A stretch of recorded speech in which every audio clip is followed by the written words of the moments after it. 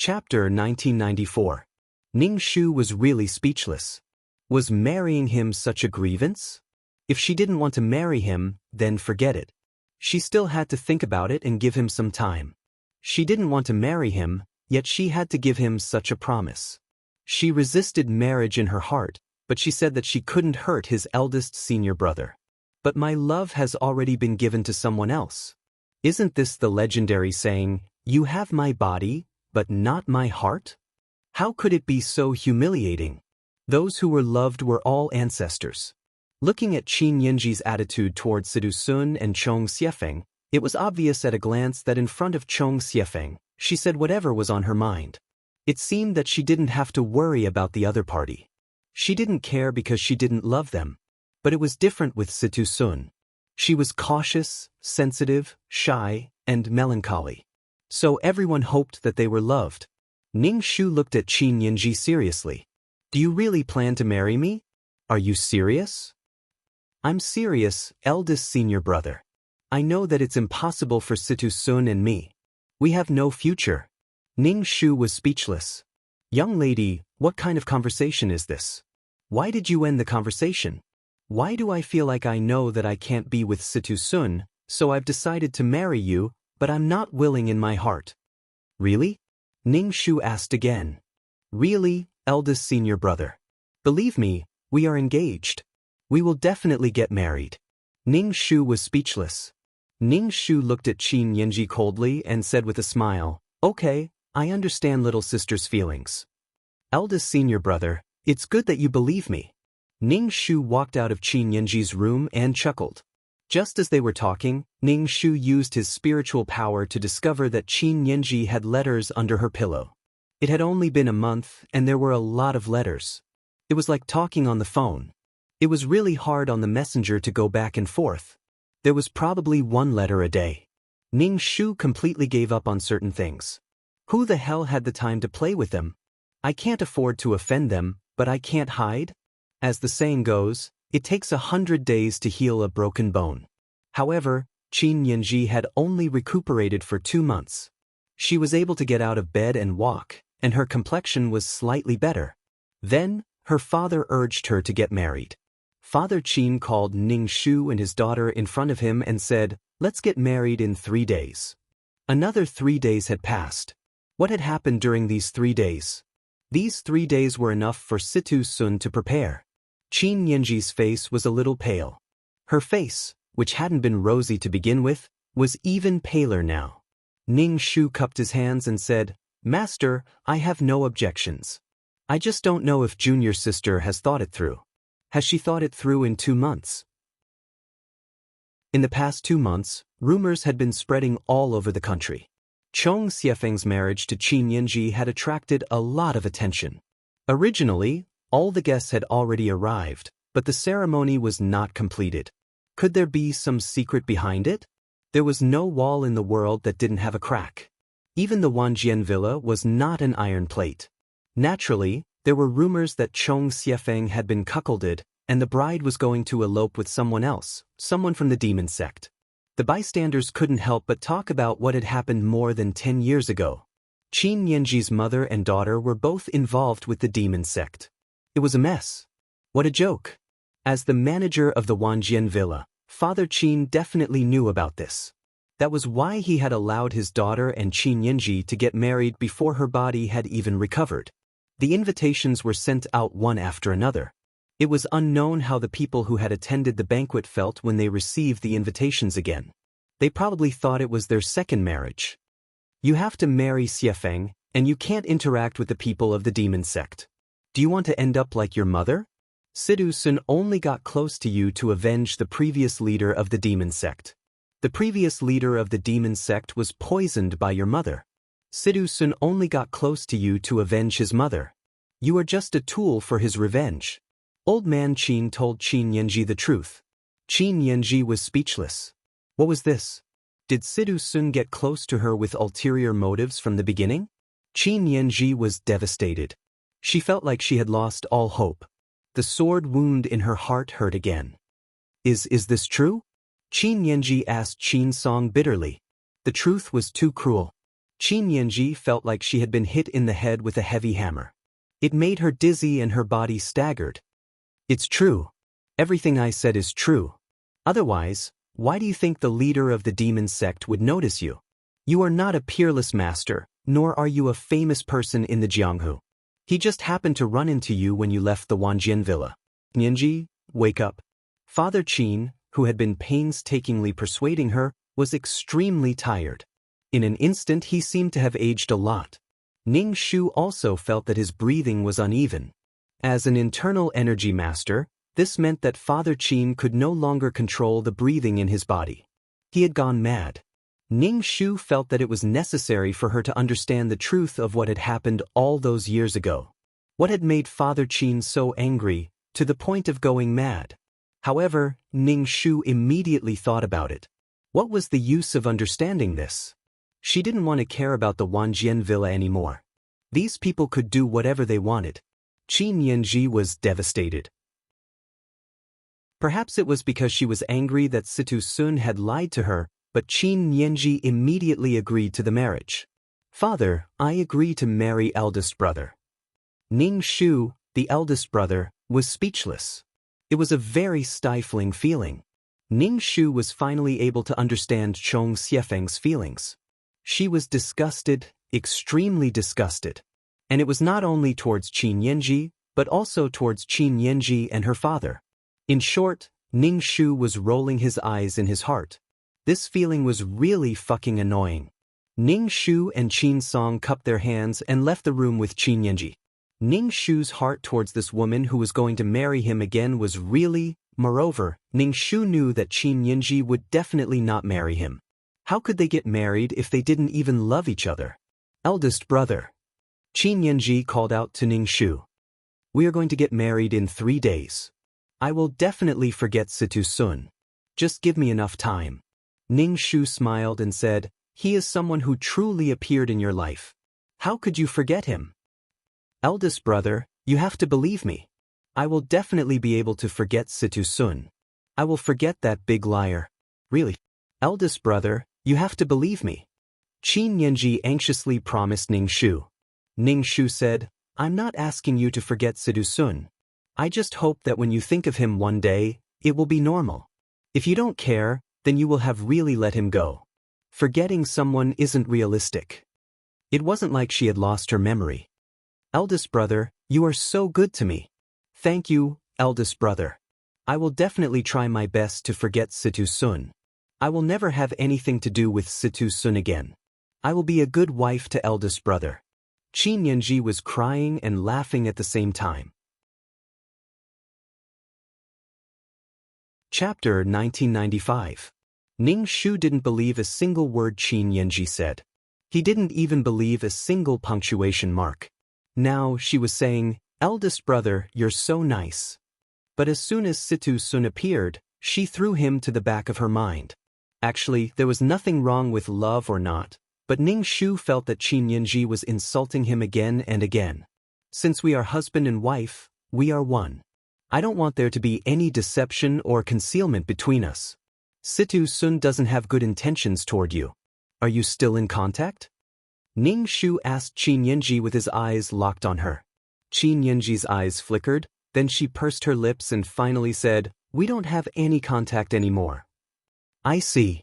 If Situ Sun has anything to do with you again, you must firmly refuse. Since he wants to avenge the former demon sect leader, then he will definitely hurt you. Ning Shu said without changing his expression. I know, eldest brother. I will definitely not have anything to do with Situ Sun. He lied to me. He is a liar. I will never talk to him again in this life. Was she making up her mind? She was clearly acting coquettishly, okay? Ning Shu really couldn't help but want to hit his chest. You will be getting married in 3 days. Prepare well. Tell Situ Sun that you are getting married and have him quickly come to steal the bride. Even if Qin Yanji broke off all ties with Situ Sun in the letter, with Situ Sun's shamelessness, he would definitely come to steal the bride. Just like in the plot, if Qin Yanji was pregnant, would Qin Yanji let his woman take his child and marry someone else? Chong Xiefeng decided to marry Qin Yanji for the sake of Qin Yanji's reputation. In fact, Chong Xiefeng was asking for humiliation. 3 days later, Wanjian Villa was full of jubilation again. After 2 months, Wanjian Villa was going to have a wedding again. Ning Shu put on a red wedding robe again and tied up his long hair. He looked dignified as he welcomed the guests.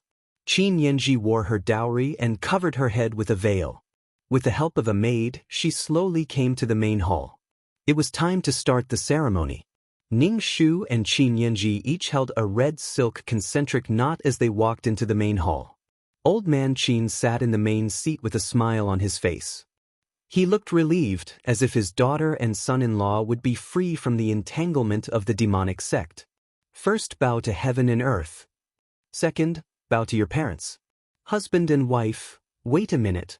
A voice interrupted the MC's speech.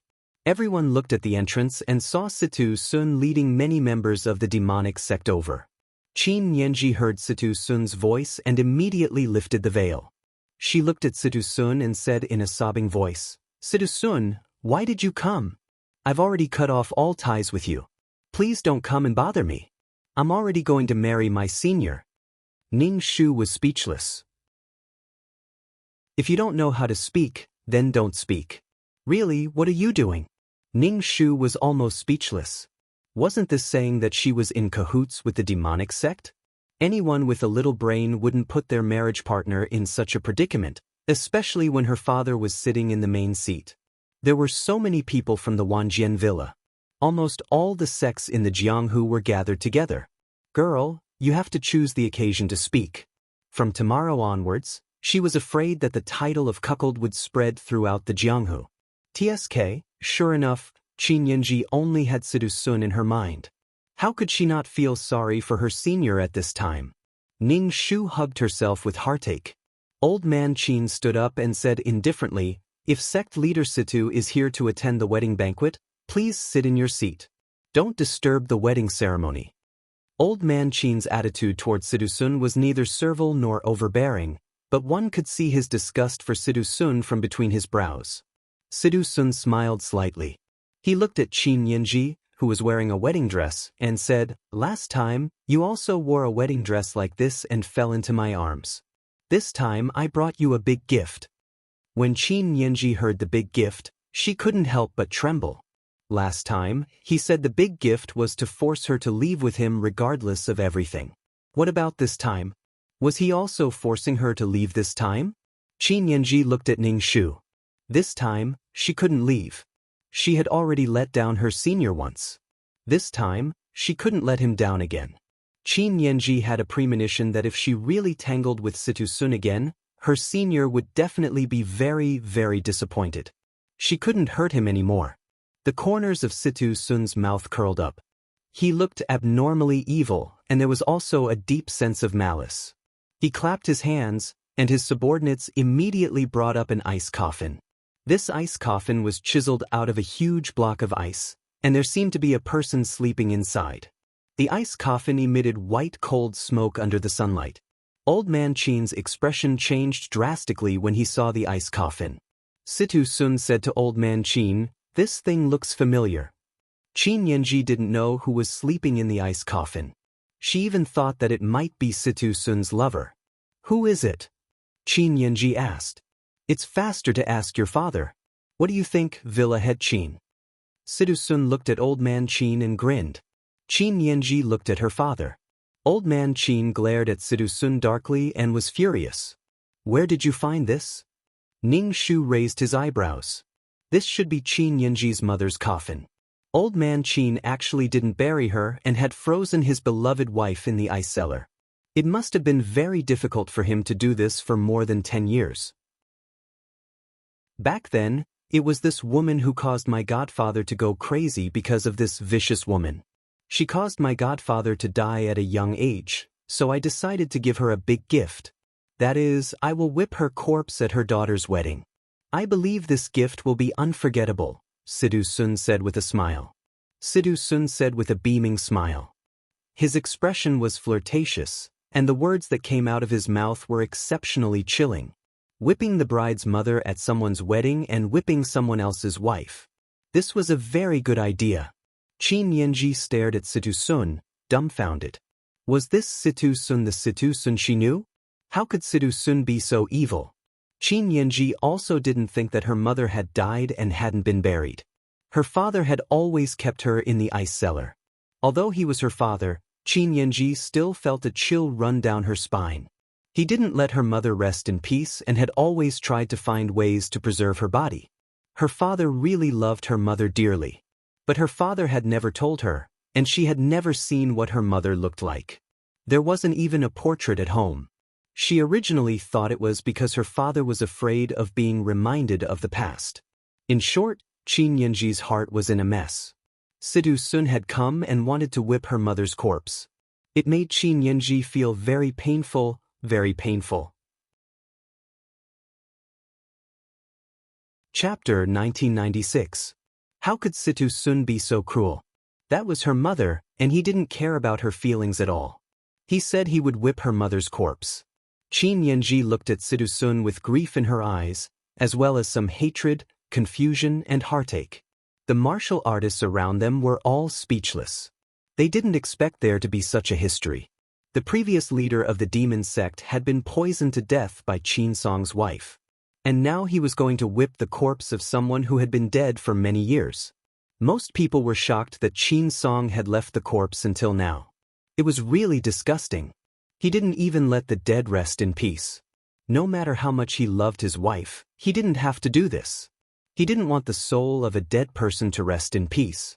Situ Sun looked at Qin Song leisurely and said coldly, "If I don't whip this vicious woman's corpse, I won't be able to relieve the hatred in my heart." Situ Sun raised his hand and had his men smash the ice coffin. Qin Yanji looked at Situ Sun with pleading eyes. "Please don't do this. Don't hurt my mother. Please." "I cannot hurt your mother, but I have one condition, and that is that you are not allowed to get married. Come with me." Situ Sun made the request. His purpose was to disrupt the wedding banquet. Qin Yanji was the daughter of the woman in the ice coffin. There were still some things that she needed to repay. How could she marry someone else? He wouldn't allow Qin Yanji to marry another man without his permission. Why couldn't this man care about her feelings? Why did he always use such a method to force her? Ning Shu was speechless. How did she become a bystander again? Why did she have so little screen time? She was the groom, wasn't she? Everyone was probably rushing to whip the corpse, so they didn't care about a groom who was robbed of his bride. "Stop, don't smash it."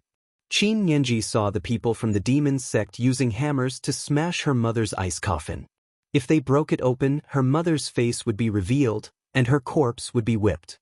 She would become a laughing stock. Situ Sun looked at Qin Yanji.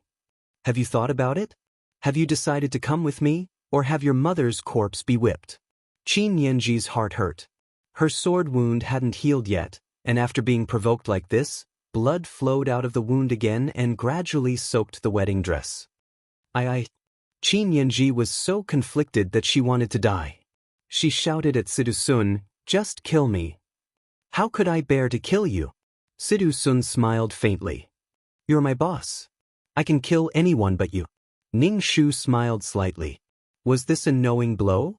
As expected, Ning Shu saw that Qin Yanji's expression was a bit strange. No matter how good he was to you, you wouldn't take it to heart. If a person who was very, very bad to you suddenly treated you a little better one day, you would be grateful to him. Old man Qin couldn't stand his beloved wife being humiliated like this, and his daughter being threatened like this. With an ashen face, he rushed towards Situ Sun, wanting to snatch the ice coffin. But this time, Situ Sun had brought a lot of people. It was probably because of the failure last time. This time, Situ Sun had brought a lot of experts from the Devil sect. If it was just Wanjian Villa, they really couldn't defeat them. Situ Sun wasn't afraid of Qin Song, who was half buried in the ground. He was afraid of Ning Shu, who had been expressionless the entire time, as if this matter didn't concern him. Old man Qin rushed over but didn't gain any advantage. After a few rounds, he was injured by Situ Sun. He fell to the ground and couldn't get up, vomiting blood. This made old man Qin's face even paler. "Dad." Qin Yanji quickly ran to her father and cried, "Are you okay, Dad? Don't scare me, Qin Yanji screamed at Situ Sun, How far do you want to go before you are satisfied? I can die, but I have to die for my mother. I have to atone for my mother's sins. Sidhu Sun saw Qin Yinji like this, and his eyes flashed. He said coldly, I don't need you to die. Don't you want to atone for your mother's sins? Then from today onwards, you are my slave. Otherwise, your father will die today, and your mother's corpse will be whipped. Ning Shu walked out slowly with his sword in hand. He said to Sidhu Sun, have you forgotten about me? I am the main character today. You want to steal my wife and kill my father-in-law. You have to ask me if I can do it. Sidhu Sun sneered. You think too much. You haven't even had a ceremony yet. How can you be husband and wife? Don't make things up for yourself. Ning Shu raised his sword and ignored Sidhu Sun. He went straight for the ice coffin. If he tried to steal it, the ice coffin would melt, and the body inside would be exposed. Hold him back. Don't let him steal the coffin, Sidhu Sun quickly said to his subordinates. He didn't dare underestimate Ning Shu's fighting ability. Ning Shu was like a wolf in a sheep's pen. He had infinite strength, and the sword aura he released was hard to defend against. Ning Shu mobilized the chi in his energy center and used all his strength to lift the ice coffin. The ice coffin flew into the air, and Ning Shu jumped up. He used his hand to support the ice coffin and snatched it. Sidhu Sun's expression was ugly. This man was Qin Yinji's fiancé. Men always competed with each other, especially when they were fighting over a woman. Sidhu Sun wanted to snatch the ice coffin that Ning Shu was holding. The two of them fought fiercely, and the people around them enjoyed watching. They saw that Ning Shu was holding the ice coffin with one hand and fighting Sidhu Sun with the other. The power of the Wanjian Villa's eldest disciple was beyond everyone's imagination. Ning Shu released a ray of sword aura. The sword aura was very sharp, and Sidhu Sun had no choice but to dodge. Otherwise, he would be at a disadvantage. This gave Ning Shu a chance. Ning Shu supported the coffin with one hand and placed it in front of Qin Yinji and her father. He said to Qin Yinji, Sister, I have taken back the coffin of the Mastress. You don't have to be threatened by Sidhu Sun anymore. You don't have to leave with him.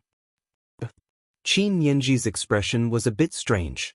She nodded and said, Thank you, eldest brother. Thank you for not letting my mother suffer the humiliation of being whipped. Thank you. Ning Shu looked at Qin Yinji and asked, There's nothing to thank me for. Can we continue the ceremony now?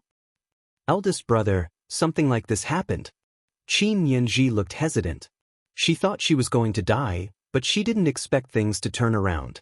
Now that her mother's ice coffin was back, it seemed like nothing could threaten her. You're worried about Sidhu Sun causing trouble, aren't you? Don't worry, I'm here. He can't do anything to you. I will protect you. Ning Shu smiled. Yes, you two can go through the ceremony. Qin Yinji's father said weakly. Sidhu Sun laughed. I'm sorry, but you two might not be able to go through the ceremony because I smeared poison on the ice coffin. Yinji, your eldest brother is going to die from the poison. Ning Shu thought, Drama Queen. Chapter 1997. Sidhu Sun's expression was smug as he smirked. Chong Xiefeng, you're poisoned. Ning Shu almost couldn't help rolling her eyes. You're the one who's poisoned. I'm not poisoned. This poison is colorless and odorless, Sidhu Sun said. This is the demon sex poison. Only I have the antidote. So? Ning Shu looked at Sidhu Sun. He spoke as if he was telling the truth. Ning Shu was very sure that she was poisoned and that Sidhu Sun was lying to her. More accurately, he was lying to Ning Shu. In a month you'll die from the poison. Your entire body will rot, and you'll feel no pain. You'll look like a ghost. Only I have the antidote, Sidhu Sun said with a smile. Ning Shu said, You're really amazing. You can actually accurately predict when the poison will take effect. You're amazing, you're amazing. Why do you want to die in a month and not right now? I want the poison to take effect in a month. I'm happy. You're already poisoned, but you have to wait for the poison to take effect. Doesn't that feel great? Fear, terror, helplessness. After the poison takes effect, you won't die immediately. You'll have to endure the extreme itchiness every day. You'll want to peel off your skin and scratch yourself until your bones are exposed. You won't die at that time. You'll keep scratching. Situ Sun's words were very disgusting. The martial artists present couldn't help but look at him strangely. Some even reprimanded the demon sect for being too vicious to come up with such a poison. A warrior would rather die than be humiliated. With such a poison, there was no way to live or die. Ning Shu's mouth twitched. How scary. Situ Sun was purely spouting nonsense. Qin Yanji was pale with fear. She looked at Situ Sun in horror. How did you become like this? How can you be so scary? Antidote, hand over the antidote. Situ Sun smiled, revealing his white teeth. I've always been this scary. Don't forget that I'm a member of the demon sect. If the demon sect isn't evil, then who is? If you come with me, I'll give you the antidote so that your senior brother won't die. He won't itch to death. Situ Sun extended his hand to Qin Yanji. Come here. I'll give you the antidote. Ning Shu grabbed Qin Yanji's wrist. I'm not poisonous. You don't have to go over. Let's get married. Don't fall into her trap. She's here to ruin our marriage. Senior brother. Qin Yanji looked at Ning Shu with tears in her eyes. Are you really okay? Ning Shu nodded and gently said, I'm really fine, trust me. Situ Sun grinned and said indifferently, you can give it a try. See if the poison will take effect after a month. If you don't want your senior brother to die an ugly death, come over here. I have the antidote here. Situ Sun took out a white porcelain bottle and shook it. The antidote is inside. As long as you come over to my side, your senior brother won't die. Ning Shu said directly, Junior sister, I'm not poisonous. I'm not afraid of death. Even if I'm poisoned, I can't let you go with him. He'll find a way to torture you. But senior brother, Qin Yanji hugged Ning Shu and wailed. I really don't dare to gamble with your life. What if you're really poisoned? What if you're really poisoned? What if you're really poisoned? I can't just watch you die. Ning Shu's expression was indifferent. Do you want to go with Situ Sun? I really can't watch you die. This whole thing started because of me. I don't want to see anyone die because of me, especially you, senior brother. You're the person I cherish. I can't watch you die like this. But I'm not poisoned. You have to believe that I'm not poisoned. If you go with Situ Sun, your life will be ruined. Ning Shu said. What would the underworld say about Qin Yanji if she left with Situ Sun in front of so many people? This time, Situ Sun had come to steal the bride secretly. This time he actually made a big fuss. If Qin Yanji left with Situ Sun, it would be cutting off all escape routes. Situ Sun had cut off all escape routes for Qin Yanji. From now on, Qin Yanji would only belong to Situ Sun. What a scheming boy! Father Qin's face was ashen as he said, Yanji, you can't go with Situ Sun. If you go with him, I'll pretend I never had a daughter like you. Father Qin's words were very harsh. He wanted to sever their relationship as father and daughter. Qin Yanji stared blankly at her father and said in a trembling voice, Father, but senior brother is poisoned. If he says he's not poisoned, then he's not poisoned. You have to believe him, Father Qin said. Qin Song wasn't sure if his disciple was really poisoned, but Qin Yanji couldn't leave with Situ Sun right now. At the end of the day, Father Qin was still biased towards his daughter. It was normal for them to be close and distant. Ning Shu's expression didn't change at all. But father, eldest senior brother has been poisoned. It's such a vicious poison. How can I watch him lose his life and suffer so much pain? Qin Yanji struggled to no avail. Her entire body trembled. She didn't know what to do either. If she left with Situ Sun, her father would sever their relationship as father and daughter. But if she didn't leave with Situ Sun, what would she do about senior brother's poison? Looking at the enigmatic Situ Sun, Qin Yanji really couldn't make up her mind. What should she do? What should she do? Situ Sun grinned and sneered at Qin Song. You're indeed a sinister and cunning person. You took advantage of the time when my godfather was in seclusion to hook up with that vicious woman and let her marry you. In the end, you even poisoned my godfather. Now, in order to protect your own daughter, you want to sacrifice your eldest disciple. Tsk, tisk. What nonsense are you talking about?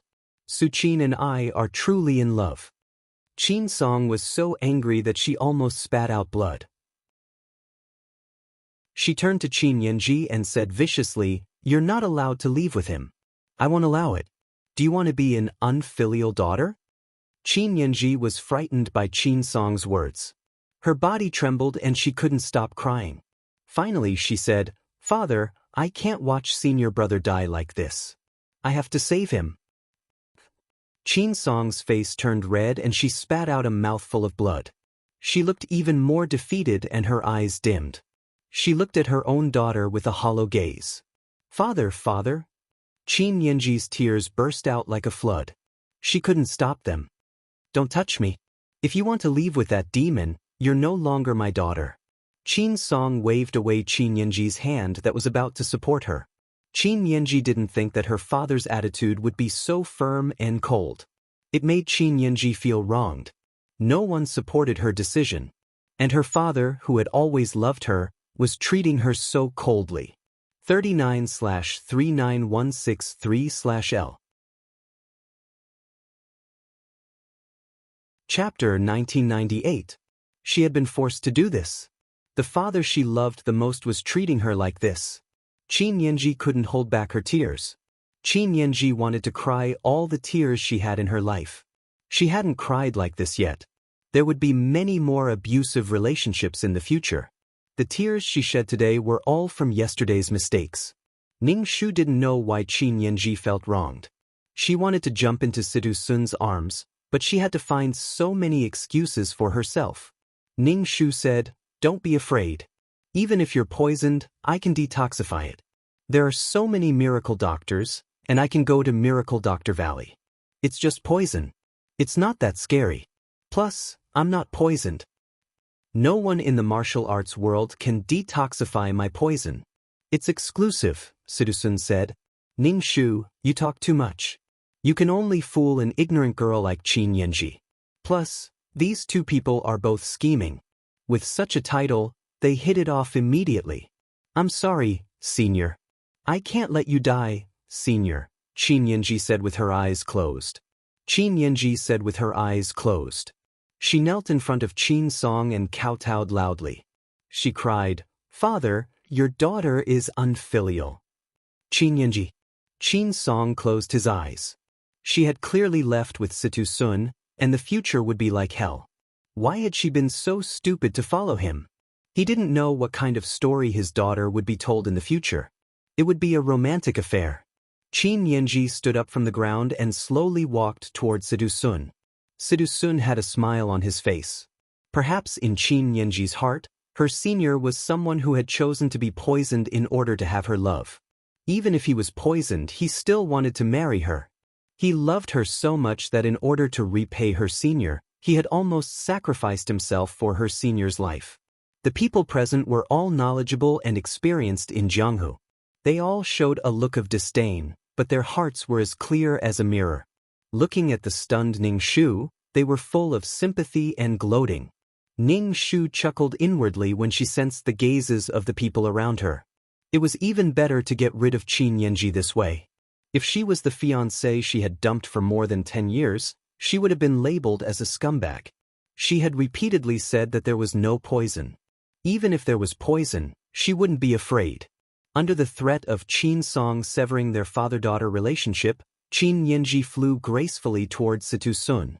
"Don't affect me from becoming a tall, rich, and handsome man. Don't affect me from wielding the sword to the end of the world. Don't affect me from floating and helping the world." Every step Qin Yanji took was very difficult. Step by step, she walked in front of Situ Sun and said fiercely, "Situ Sun, I hate you.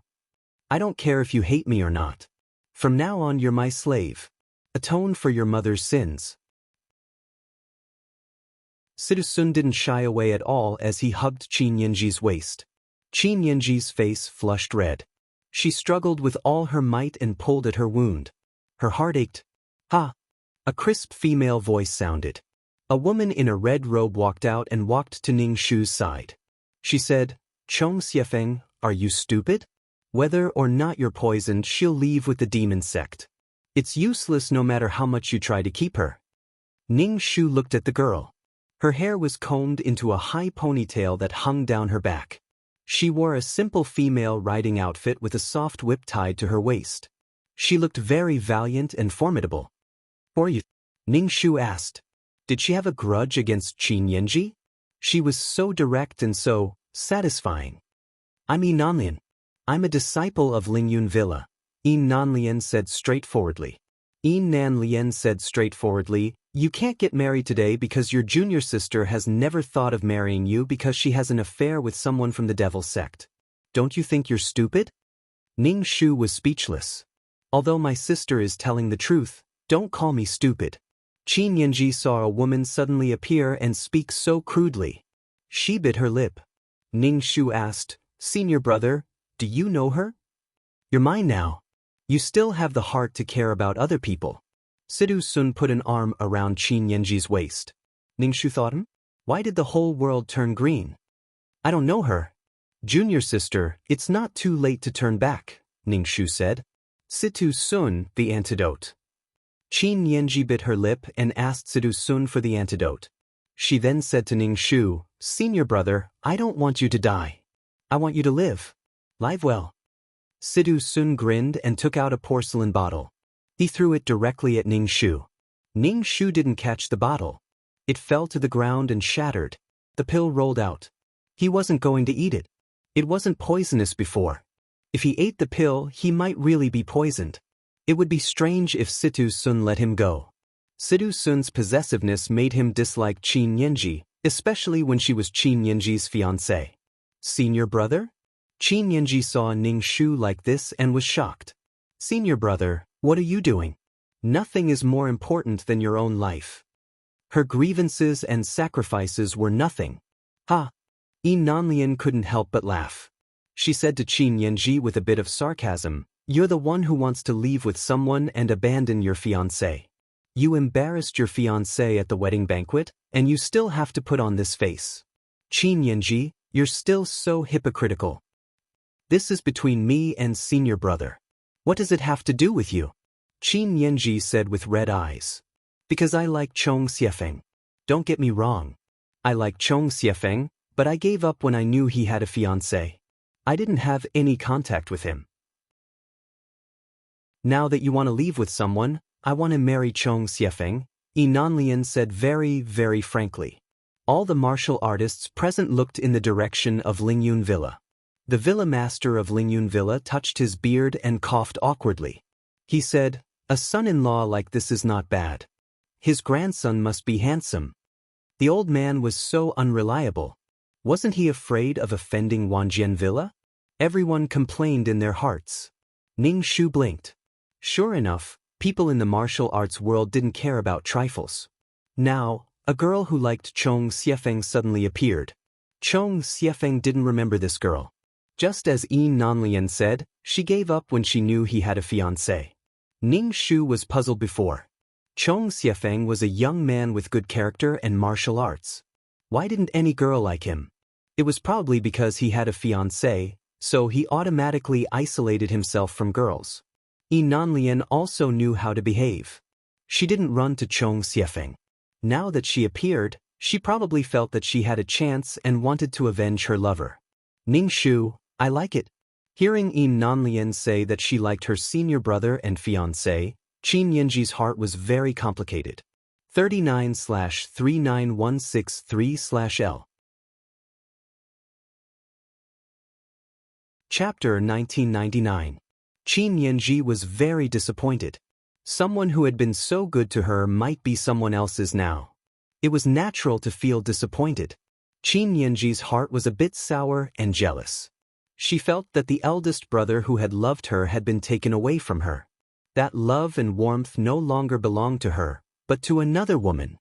It would be strange if she didn't feel disappointed when something that had once belonged to her was suddenly gone. Qin Yanji looked at the valiant Yi Nanlian. Their gazes met.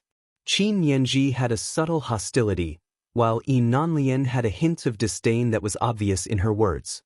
"You can do whatever you want." Qin Song's face was not gray. He looked a lot older in an instant, like an old man with one foot in the grave. Qin Song carried the ice coffin. It had already begun to melt and was dripping water. Qin Song carried the coffin and left. From the back, he looked like a very lonely and helpless old man. Everyone felt a bit disgusted. It was rare to see his wife's body preserved for so many years. It felt like Wanjian Villa was full of ghosts. Father! Qin Yanji's lips trembled.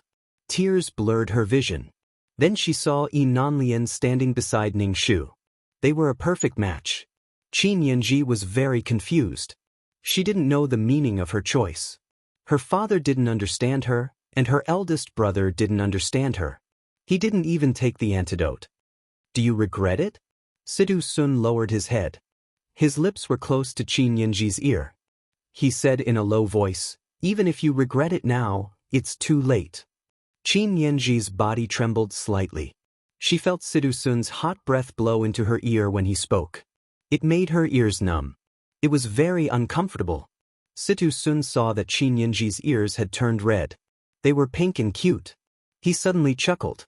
Holding Qin Yanji's waist, he used his qinggong to fly away. Ning Shu only watched calmly as Qin Yanji was carried away. Qin Yanji turned to look at Ning Shu. Her eyes were sad, but Ning Shu ignored it. She had already eloped with someone else. Why did he still miss her? They finally left. Chong Xiefeng, since you're getting married, why don't I marry you? Let's go through the wedding ceremony now. Since all the sects and clans are here and the scene is already set up, how about we get married while we're at it? Yi Nanlian smiled and said to Ning Shu. However, her smile was filled with apprehension. This showed that Yi Nanlian was still very shy and afraid of being rejected.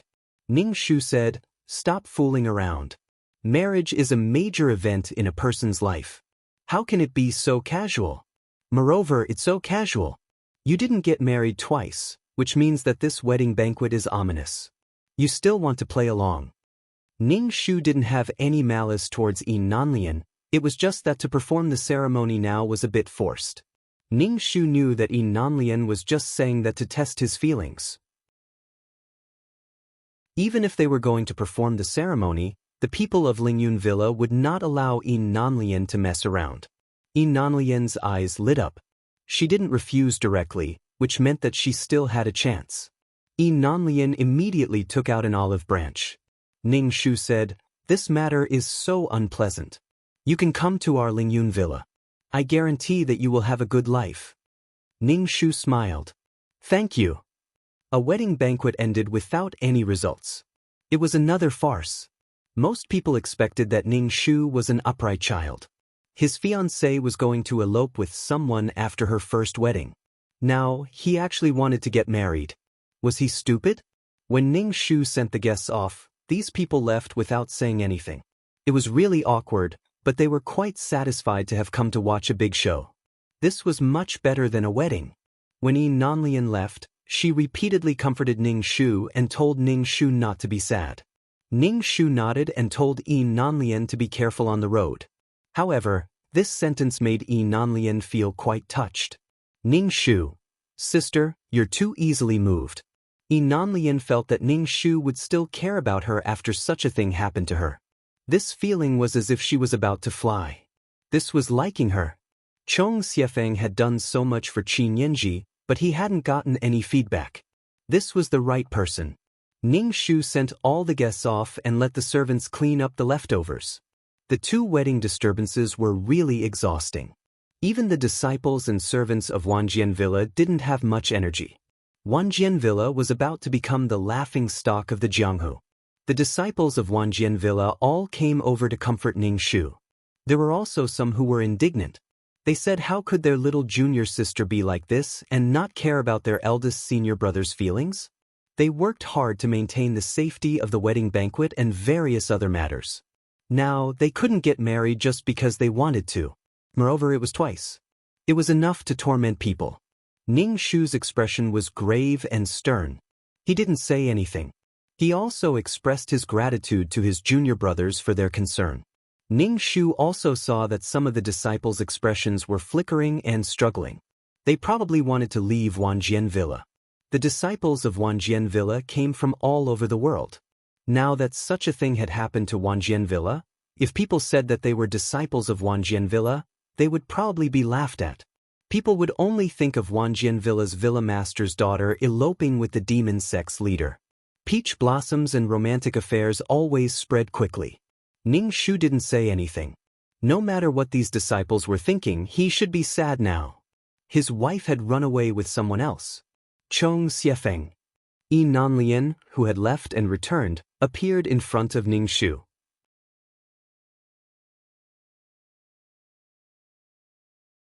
Chapter 2000. Qin Song said breathlessly, "You're here. Have a seat."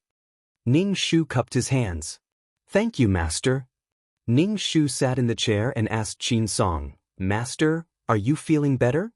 Qin Song shook his head. "I don't have much time left. Xiefeng, you're the one I value the most. You're also the heir to the Wanjian Villa in my heart." But Nianji Ning Shu only said, "Little sister was bewitched by the demon sect." Yes, she was bewitched. She was controlled. Qin Song looked at Ning Shu with some emotion and said, "Xiefeng, promise me you'll save your little sister. I don't have much time left. I want to see her before I die." Ning Shu was speechless. "Master, don't say such depressing things. You're still in the prime of your life. How could you not have much time left?" Qin Song raised his hand to stop Ning Shu from speaking. "I know my own body. You don't have to say so much. I hope you can save your little sister after inheriting the Wanjian Villa. She's your fiancée, after all. I know my request is a bit excessive, but she's my only daughter. I hope you can take care of her." Qin Song looked steadily at Ning Shu. Ning Shu nodded. "I'll do my best to save her. Don't worry, Master." Did he really think this was over? She still wanted to cause trouble for Situ Sun. Qin Yanji was just a side issue. "I know you're a loyal person, Xiefeng. I'm very relieved to leave the Wanjian Villa in your hands. I'm tired. I'll rest." Qin Song looked exhausted. Ning Shu cupped his hands and walked out of Qin Song's room. When he returned to his room, he found Yi Nanlian waiting for him. There was also a food box on the table. "You're back. I guessed you were busy and didn't eat. I brought you something to eat." Yi Nanlian opened the food box and placed the plate on the table. They were all light dishes. Ning Shu sat down. Yi Nanlian served Ning Shu a bowl of porridge and said, "I prepared all the light dishes for you. I don't know if you like them." Ning Shu thanked him. "I'm used to it." Yi Nanlian propped up her chin and looked at Ning Shu like a little fangirl. When she looked at Ning Shu, her eyes overflowed with tenderness. Ning Shu felt that she had taken advantage of Chong Xiefeng. She could enjoy something that even Chong Xiefeng could not. Ning Shu said directly, "I have a lot of things to do recently. You can go back to Lingyun Villa." "There's no need for that. You do what you need to do. I'll keep an eye on it.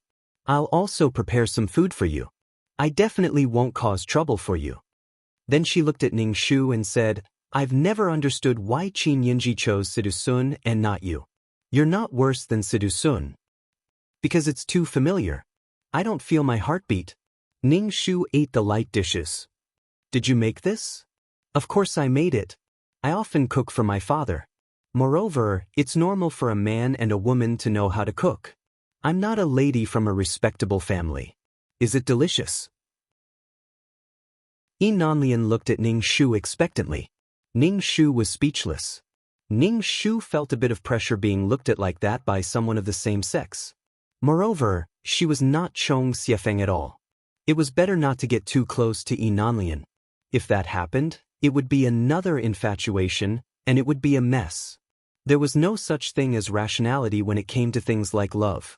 It was better to let Chong Xiefeng deal with Yi Nanlian. Moreover, she did not provoke this Yi Nanlian. It was Chong Xiefeng who used to like her. It had nothing to do with her. Ning Shu finished all the food and felt much more energetic. Many things had happened, so she did not feel hungry at all. Now that she was full, she felt very satisfied. "Thank you.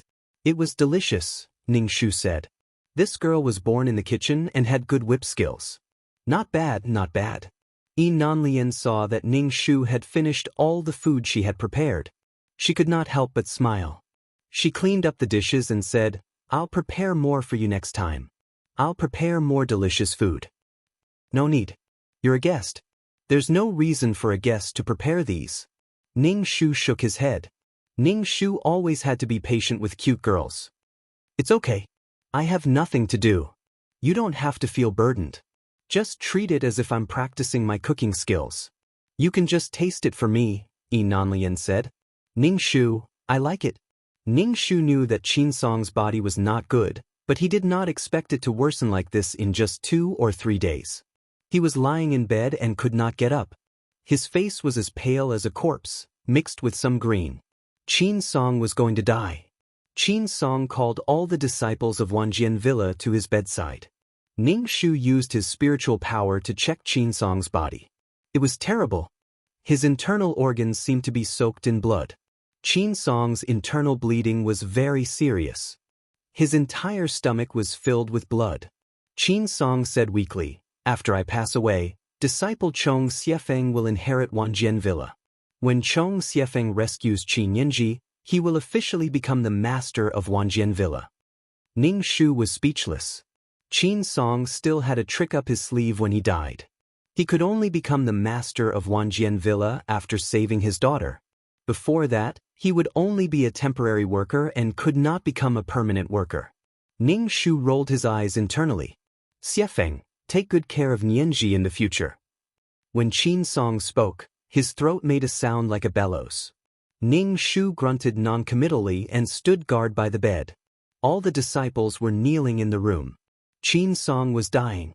Now they were waiting for him to breathe his last. Qin Song couldn't let go of Qin Yanji, so he was still holding on. Ning Shu sent someone to the demon sect to inform Qin Yanji that her father was dying and to come back quickly.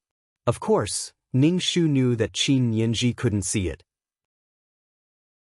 Situ Sun wouldn't let Qin Yanji come back. To be honest, Situ Sun was like imprisoning his wife at home and not allowing her to return. He was a complete scum. But it wasn't bad for the two of them to be together and harm each other. Why save them? First bitterness, then sweetness. Although the two of them had various misunderstandings in the beginning, there was no happiness in the end. So he still had to save them. In the end, Qin Song didn't wait for Qin Yanji to come back. In the end, he couldn't even drink water and breathed his last. It hadn't been long since the wedding, and now it was only a few days before the funeral. In any case, the Wanjian Villa was in a bad mood this year. Situ Sun had come for revenge and ruined the reputation of the Wanjian Villa. There were storybooks everywhere. Ning Shu's reputation as a hero of the forest was well known. Although they ridiculed him, pitted him, and mocked him, they didn't deny that Ning Shu was an outstanding young man with excellent martial arts. Compared to Ning Shu, these busybodies were much gentler with Ning Shu. Some of the storybooks directly described Qin Yanji as a wanton woman. They also said that she had a famous weapon and so on. She was an existence similar to Pan Jinlian. There were also some pornographic books written with Qin Yanji as the main character. This kind of thing was the most interesting to the onlookers. 39/39163/L. Chapter 2001. Qin Song's funeral was organized by Ning Shu. Qin Song did not wait for his daughter to come back, and his daughter did not come back to mourn. Qin Song only had one daughter, and it was Ning Shu who held the spirit basin like a son. After all, Qin Song was the leader of a famous martial arts sect. Now that he had passed away, many people would come to offer their condolences. Many martial arts sects had not yet returned home, but now they had to go back to attend the funeral. This feeling was really quite speechless. It felt like the sun was setting in the west of the Wanjian Villa. Every day there was a mess, and the things that happened really made people speechless. It was simply a war product of the best. Some people looked at the busy people and said that Ning Shu was a simple and honest person. After such a thing happened, he still let his father-in-law be buried grandly. However, in their hearts, they were a little disdainful of Ning Shu. Ning Shu's personality was soft, and he actually did not flare up when faced with such a thing. People who practiced martial arts paid attention to following their hearts. Sometimes, when stubbornness came, they would even go crazy. Ning Shu, who was happy to repay kindness and revenge, was narrow-minded and used martial arts to violate the rules. Such a temperamental Ning Shu was really unbearable. It served him right that his fiancée ran away with someone else. Of course, Ning Shu knew about these people's discussions, but he did not care at all. Qin Yin Nanlian once again came to Ning Shu and told him that if life in the Wanjian villa was not good, he could go to the Lingyun villa. There was really no need to suffer so much. Ning Shu just smiled and did not say anything. Did he really think that she was a man without balls? Haha, Ning Shu liked to be polite before resorting to force. There was nothing more satisfying than being in control of the reason on his side. The reason was on his side. Even if he did something bad, the reason was still on his side. Being impulsive could not solve anything, and being eloquent was even more useless. She could not drag these gossipers into a war of words. How tiring would that person be to live? When Yi Nanlian saw how calm Ning Shu was, she almost exploded with anger when she heard the rumors. It was clearly Qin Yanji who was the bully. Why were these people gossiping about Chong Xiefeng? After the funeral ended, the people who had come to attend the funeral left. Some of the 10,000 Swords Villa's disciples came up with all sorts of excuses, such as their family members being sick and wanting to go home to get married, or wanting to go home to inherit their family business. Ning Shu didn't say anything and let the disciples leave. Their hearts were already scattered, so there was no point in forcing them to stay. It would easily cause trouble. Everyone loved to join in on the fun. Ning Shu smiled slightly. This is a matter between me and little junior sister. It's not suitable for you to get involved. Yi Nanlian raised her head to look at Ning Shu and met his sparkling eyes. She bit her lip and said, "Then be careful. I know you like your little junior sister, but don't risk your life for her." Yi Nanlian didn't belittle Qin Yanji anymore. Belittling Qin Yanji was the same as belittling the person she liked. If it wasn't for Chong Xiefeng's deep love for Qin Yanji, Yi Nanlian might not have liked Chong Xiefeng. In short, it was called a contradiction. Ning Shu nodded. "I know. Are you going back to the Lingyun villa? I'll wait for you here. If you come back safely, I'll go back with peace of mind," Yi Nanlian said. The next day, Ning Shu simply packed up and mounted his horse with his sword. He said to Yi Nanlian, "Please take care of the Wanjian villa for me. If you encounter any danger, don't resist it. If the first time isn't enough, try a second time. Don't risk your life." Yi Nanlian felt that Qin Yanji wasn't worth Chong Xiefeng treating her like this. This was clearly a thankless task. Chong Xiefeng's heart was all over Situ Sun. It wouldn't be good to spend so much effort to save her. In the end, she would definitely complain. "I know." Ning Shu urged the horse's belly and galloped away. Yi Nanlian pursed her lips and finally let out a long sigh. The people of the demon sect also knew that they weren't welcome, so they set up their headquarters on a mountain peak that was easy to defend and difficult to attack. Ning Shu hurried for several days before arriving at the mountain gate of the demon sect. Ning Shu leisurely walked in the mountains. In the summer forest, the leaves on the tree leaves dripped onto the ground. Ning Shu's body was a bit damp. Ning Shu pointed his finger. Although there were restrictions, he could still prevent the dew from dripping on his body. Chapter 2002. Ning Shu shuttled through the forest and walked halfway up the mountain. There was already a group of people waiting for her. At the front was Situ Sun, sitting on a chair. His clothes were sloppy, and his collar was slightly open. He looked very dashing. He held a wineglass in one hand and slowly drank. "Drinking so early in the morning, I hope you have a fatty liver." Ning Shu saw the people from the demon sect waiting for her. Her expression didn't change as she said to Situ Sun, "I've troubled you to wait for me." Ning Shu wasn't surprised that Situ Sun knew about her return. After all, she had been on the road for a few days. The news should have reached Situ Sun's ears. Also, Qin Yanji was still in his hands. Situ Sun guessed that the people from the Wanjian villa wouldn't give up. But when he saw Ning Shu come alone, his expression turned ugly. Was this man too arrogant? Did he really think his martial arts were unparalleled? Situ Sun raised his wineglass, and a maid from the demon sect behind him immediately poured wine for Situ Sun. Situ Sun slowly swirled the wine bottle and said dryly, I'm telling you to go back to where you came from. Don't treat this place as a place where you can come and go as you please. Ning Shu nodded. Give my little sister back to me and I'll leave. Sidhu Sun couldn't bear to see Ning Shu like this.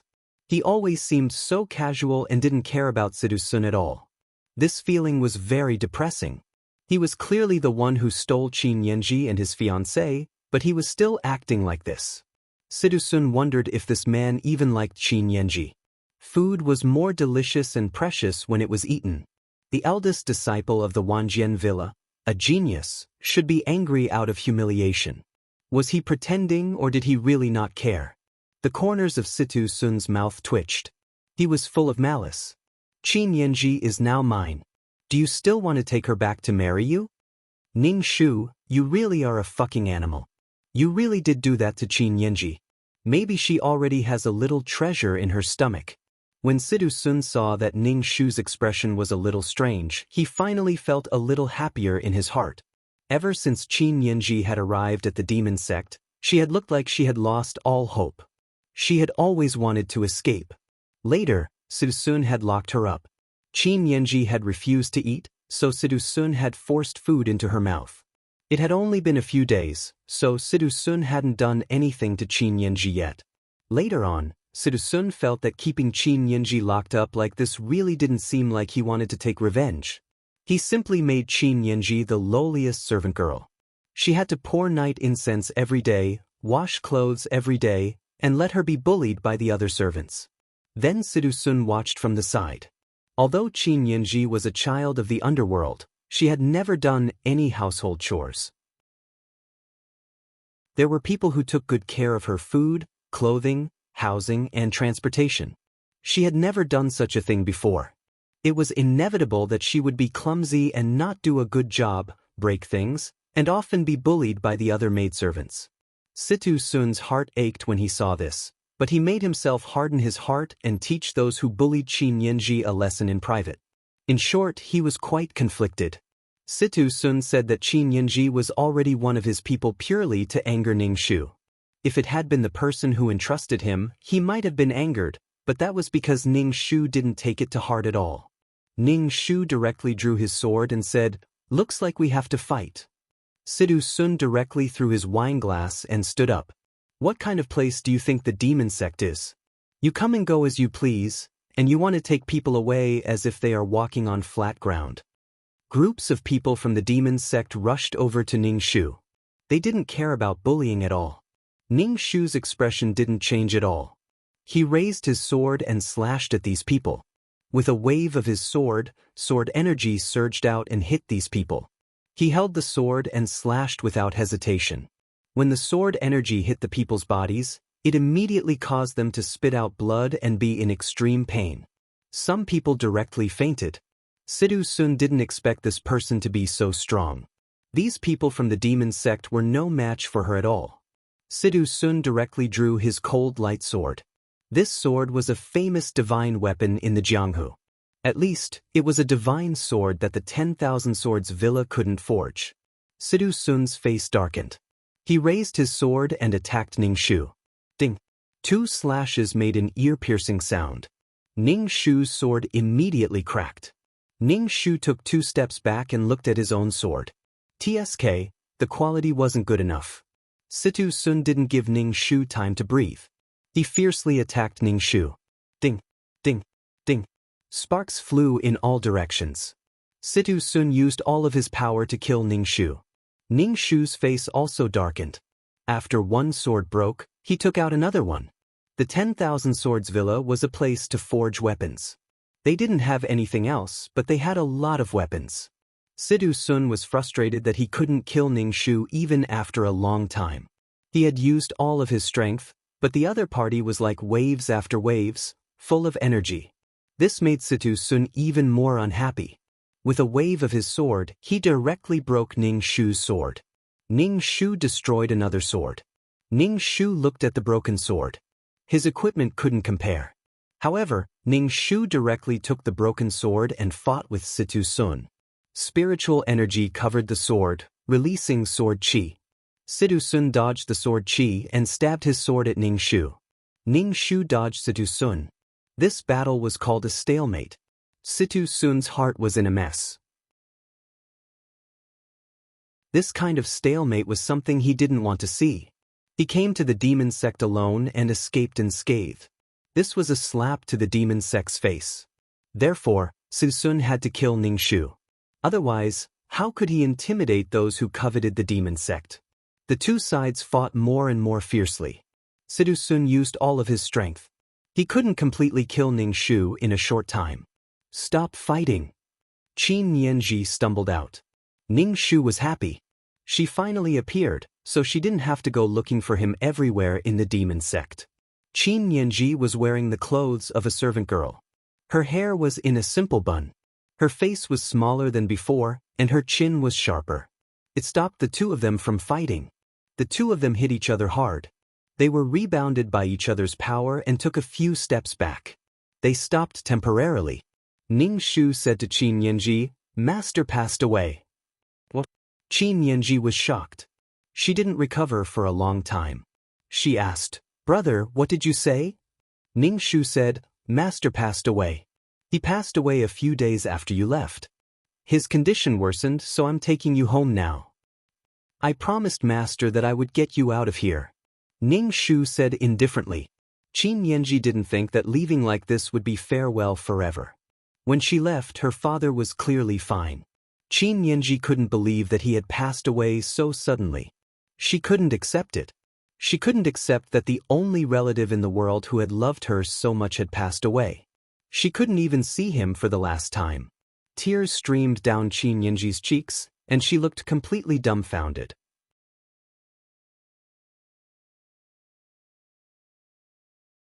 Chapter 2003. Qin Yanji, who had just heard the bad news, couldn't suppress the sadness in her heart. She asked Situ Sun, "Why didn't you tell me my father was gone?" She didn't know anything about the demon sect. Unless Situ Sun told his subordinates, how could she not know anything? Also, no one had ever mentioned anything about the Wanjian villa in front of her.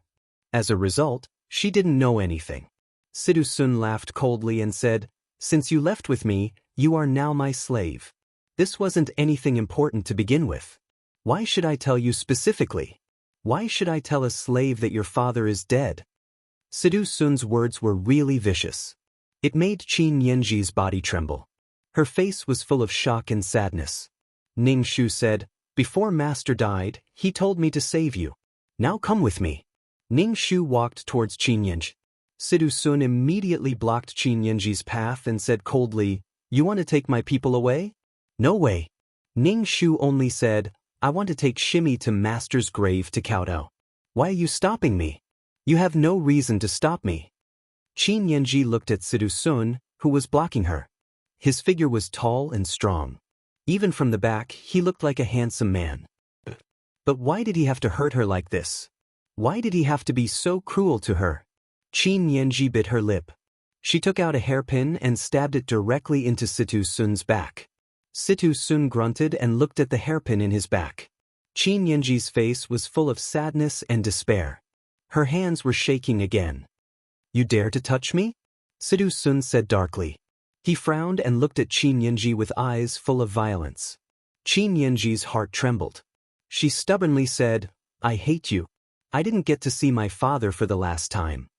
Ning Shu said directly, "Shimi, Master's health has always been poor. He had internal injuries. When he saw you leave with the demon sect at the banquet, his heart was attacked and he passed away a few days later." Qin Yanji wanted to blame Situ Sun for not being able to see her father. She clearly left with others and worsened her father's injuries, but she wanted to blame someone else. Ning Shu's words were just short of directly saying that she had killed her father. In short, Qin Yanji had no choice. Ning Shu was more curious about whether Qin Yanji's kung fu had been fed to the dogs. Qin Yanji's face grew even paler. She burst into tears. "Father, I'm sorry. I told you back then that I wasn't poisoned. It was Situ Sun who tricked you. Look, you're being tortured by Situ Sun now. He even made Master's internal injuries worse." She wondered what he was doing. Situ Sun didn't think that Qin Yanji would actually dare to attack him. His heart exploded like a volcano. Enduring the pain on the back of his hand, he sneered and said, "Qin Yanji, you are no longer Qin Yanji. You are my slave. Your life is in my hands.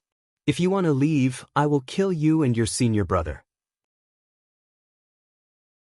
Ning Shu, you can't kill me. He only knew how to scare ignorant girls. After going through so much, he felt that Qin Yanji was still an ignorant girl. Sidu Sun liked to threaten people like this, but Qin Yanji liked it. If the two of them had always been like this, Ning Shu didn't mind helping them to be together so that they wouldn't harm others. But after that, the two of them were deeply affectionate and happy. Of course, this was all after the client died. "Junior sister, Master kept talking about you before he died.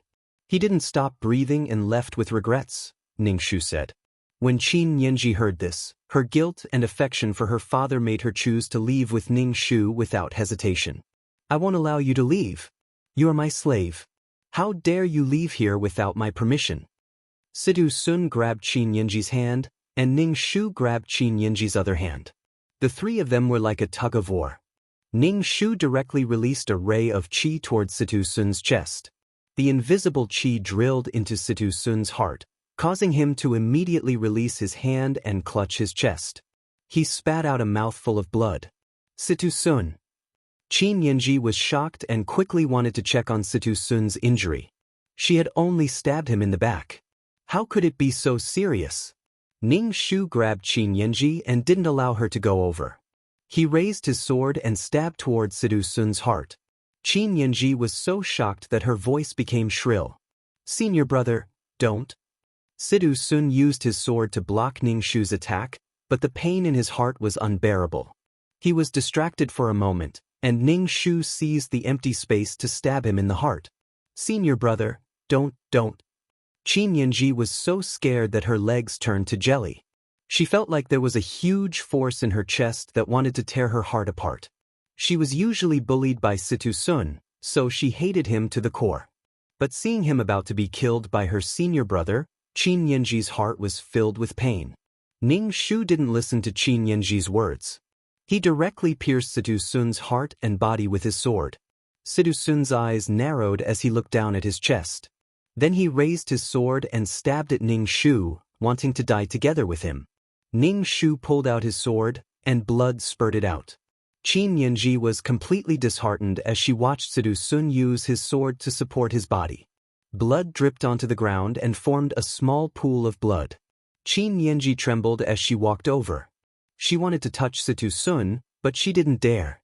Sidu Sun looked at Qin Yanji, and his eyes grew dimmer and dimmer. He fell into Qin Yanji's arms. "Sidu Sun, don't die. Wake up. Wake up." Qin Yanji hugged Sidu Sun's body and wailed. Ning Shu went over to pull her up, but Qin Yanji shook off Ning Shu's hand. "Why did you kill him? Senior brother, you're too scary." Ning Shu said dryly, "The hatred of stealing your wife is irreconcilable. Didn't you always want to be rid of him? You should be happy now. But you didn't have to kill him. Senior brother, why did you become so cruel?" Qin Yanji complained to Ning Shu.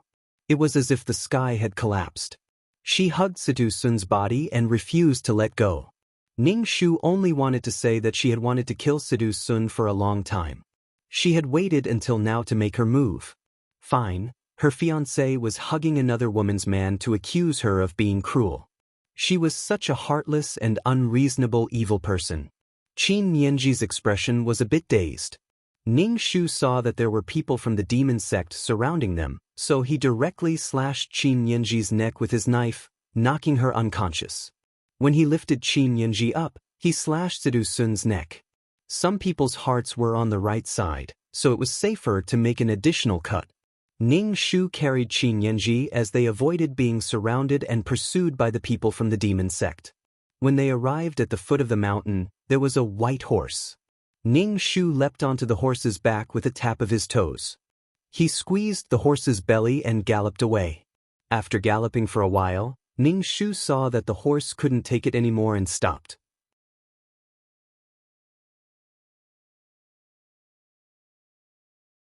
Chapter 2004.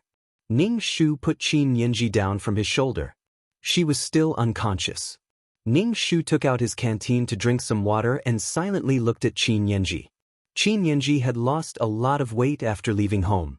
It looked like she had suffered a lot. Why did he mistake pain for love? Yi Nanlian saw Ning Shu and immediately pulled on the reins to stop the horse. She beautifully flipped off the back of the horse. Chong Xiefeng. Ning Shu raised his brows and asked, "Why are you here?" Yi Nanlian tied the horse to a tree and walked in front of Ning Shu. "Are you okay?" She looked up and down at Ning Shu and saw blood on Ning Shu's body. "Where are you hurt?" Ning Shu shook his head. "This isn't my blood. Sidu Sun had spilled it on her." "Why are you here?" "I was worried something had happened to you, so I came." Yi Nanlian turned and saw Qin Yanji leaning against the tree. She asked in surprise, "What happened to her?" "I killed Situ Sun. She was too sad to return to Wanjian Villa, so I knocked her out?" Ning Shu said. Yi Nanlian was a bit surprised. She didn't think Chong Xiefeng would be willing to knock Qin Yanji out. Then she was surprised. "You killed Sidu Sun?" "Yes." He had kept him alive until now. There was no reason to let Situ Sun jump around. Qin Yanji groaned and was about to wake up. Ning Shu walked over and knocked her out again with a karate chop. This clean and efficient movement made Ning Shu's eyebrows twitch uncontrollably. Was it really okay to knock her out as soon as she woke up? Ning Shu noticed Yi Nanlian's gaze and explained, "She's very sad about Sidu Sun's death. She'll probably make a fuss along the way. We might as well let her sleep so she won't be sad or make a fuss." Yi Nanlian nodded. In order to prevent the people of the Devil sect from chasing after them, Ning Shu carried her on the back of the horse and rode away. Yi Nanlian breathed a sigh of relief. At least nothing happened. Yi Nanlian was restless in the 10,000 Swords manner. After Ning Shu left for a day, she also rode her horse towards the Devil sect. After spending a few days in the wilderness, they finally made it back to Wanjian Villa. However, when Qin Yanji woke up on the way back, she was really crying and wailing. After making a fuss, there was dead silence. She looked at Ning Shu with cold and resentful eyes. She questioned Ning Shu as to why he had killed Situ Sun. "Both of you are very important to me. If either of you got into trouble, I would be very sad. But why did you have to kill him?" Ning Shu only smirked in response to Qin Nan's criticism. He remained silent for the rest of the time. There would always be people who would defeat you with their rich experience. Ning Shu wanted to ask Qin Yanji why he couldn't kill Situ Sun. Ning Shu knew that Situ Sun's death would be a devastating blow to Qin Yanji.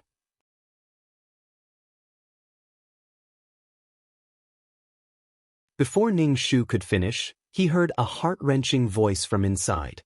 "Chong Xiefeng, I don't want to see you again." Ning Shu smiled slightly and said directly, "Junior sister, some of the brothers at Wanjian Villa have gone home. I don't think they'll come back. Also, I've closed the weapons shop at Wanjian Villa because of the troubles." Qin Yanji didn't know why Ning Shu was telling her this. "I don't want to hear your voice." However, Ning Shu still had to say, "I have to leave as well. I'm leaving the Myriad Swords Manor to wander the world. Junior sister, you have to take care of yourself.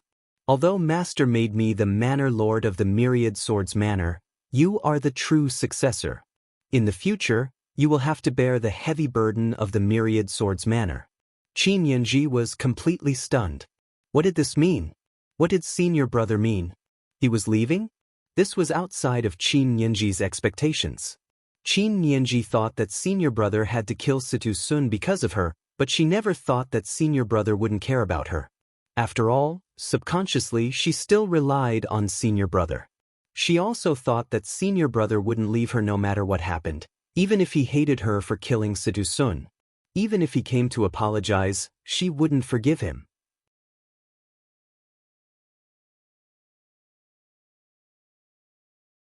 Chapter 2005. Qin Yanji originally thought that Ning Shu had come to console her. Because of Situ Sun and her father's deaths, Qin Yanji felt completely disheartened. She didn't eat or drink and was in a daze.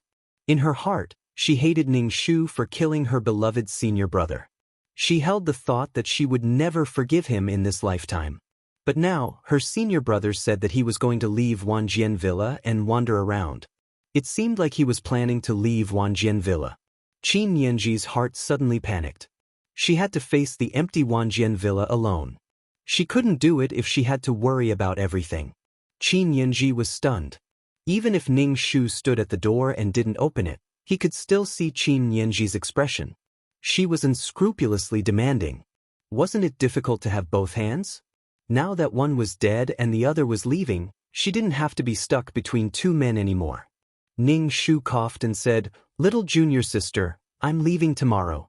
Since you're the successor of Wanjian Villa, you have to take responsibility. Don't let master down." The door creaked open. Qin Yanji, who had been in the room and refused to come out, saw the light. Oh my God! Ning Shu couldn't help but smile when he saw Qin Yanji, who looked like a ghost.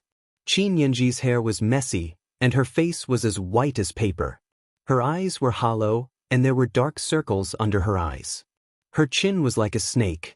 It was hard to tell that she was once a beauty on the Jianghu beauty rankings. No matter how beautiful she was, she couldn't withstand this kind of torture. Beauty was an uncertain number. It was high and low at times, so it wasn't easy to maintain one's beauty. However, it was rare to see Qin Yanji ruin herself like this. Ning Shu looked at Qin Yanji without a change in expression. "Junior sister, take care. Even if it's for Wanjian Villa and for master, you should pull yourself together." Qin Yanji turned her head to look at Ning Shu like a piece of wood. Her empty eyes stared straight at Ning Shu. When she saw Ning Shu's face, her eyes burst with hatred and resentment. "Senior brother, are you leaving?" Qin Yanji's tears seeped out of her eyes. Were they all leaving her? Her father had passed away, and Sidu Sun had been killed by her eldest brother. Now, her eldest brother was about to leave.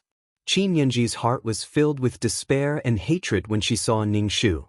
It wasn't that she didn't want to avenge Situ Sun, but this was her eldest brother. Qin Yanji, who was feeling conflicted and lost, could only use this method to torture herself. Of course, it was also to torture Ning Shu. In the name of love, the people who hurt people the most were often the people they cared about. Because they cared, they felt inferior. If Chong Xiefeng was the one who entrusted the task, he would probably be at a loss right now. Ning Shu nodded. "Junior sister, I have to go.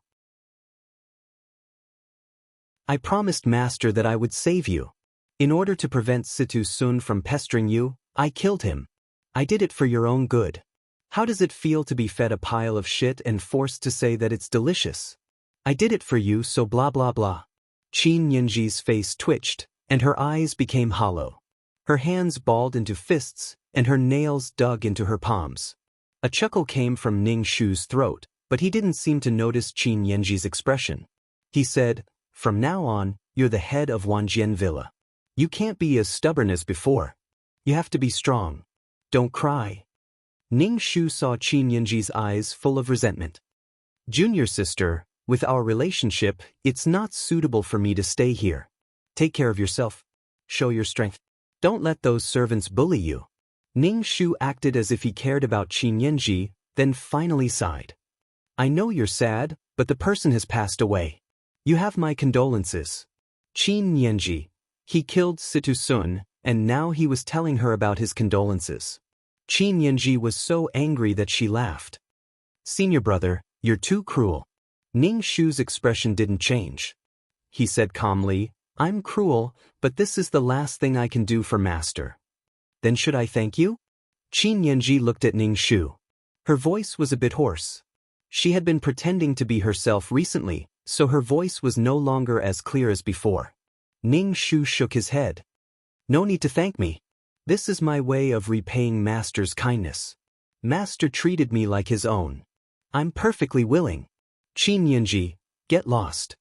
Qin Yanji's anger overcame her confusion.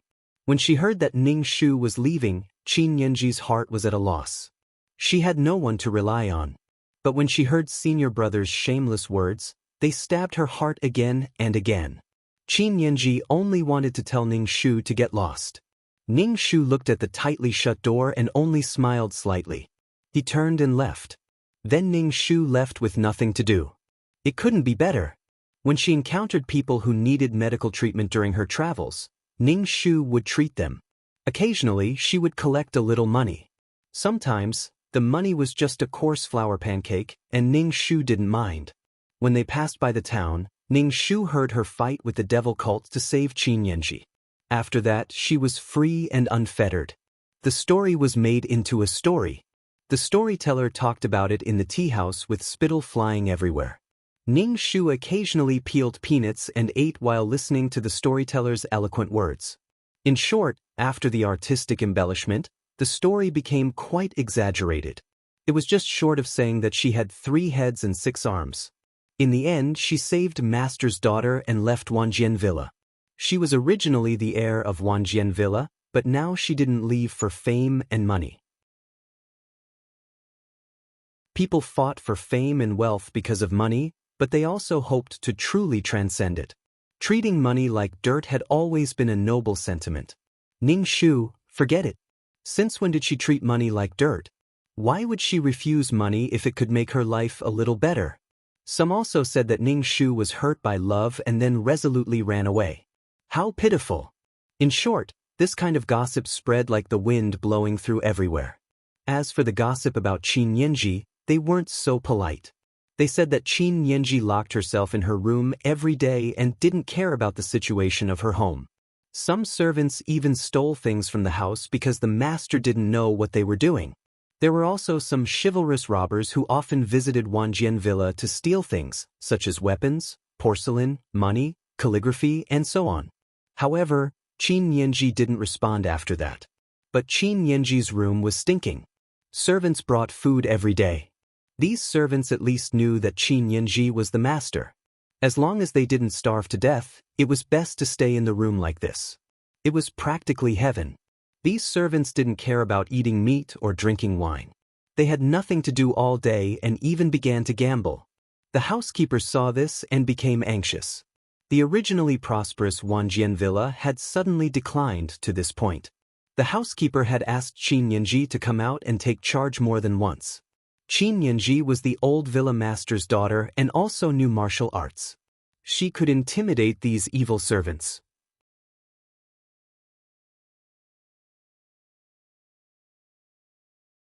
Chapter 2006.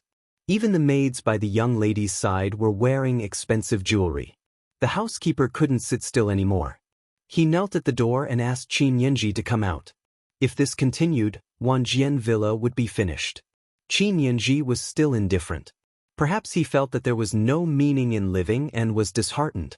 Qin Yanji didn't take the housekeeper's pleas to heart.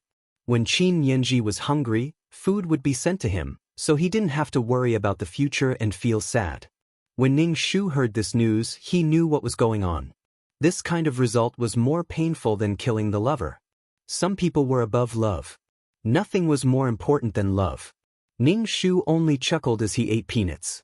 Yi Nanlian of Lingyun Villa knew that Ning Shu had actually left Wanjian Villa to wander the world. She immediately packed her things and prepared to find Ning Shu. Her heart had been scarred before. Her heart, which had been hurt by Chong Xiefeng's indifference, was now alive again. Chong Xiefeng had left Wanjian Villa, which meant that she still had a chance. She had to fight for it no matter what. Of course, Yi Nanlian wouldn't blindly look for Ning Shu like this. She had the villa send the news. Every sect had a source of information.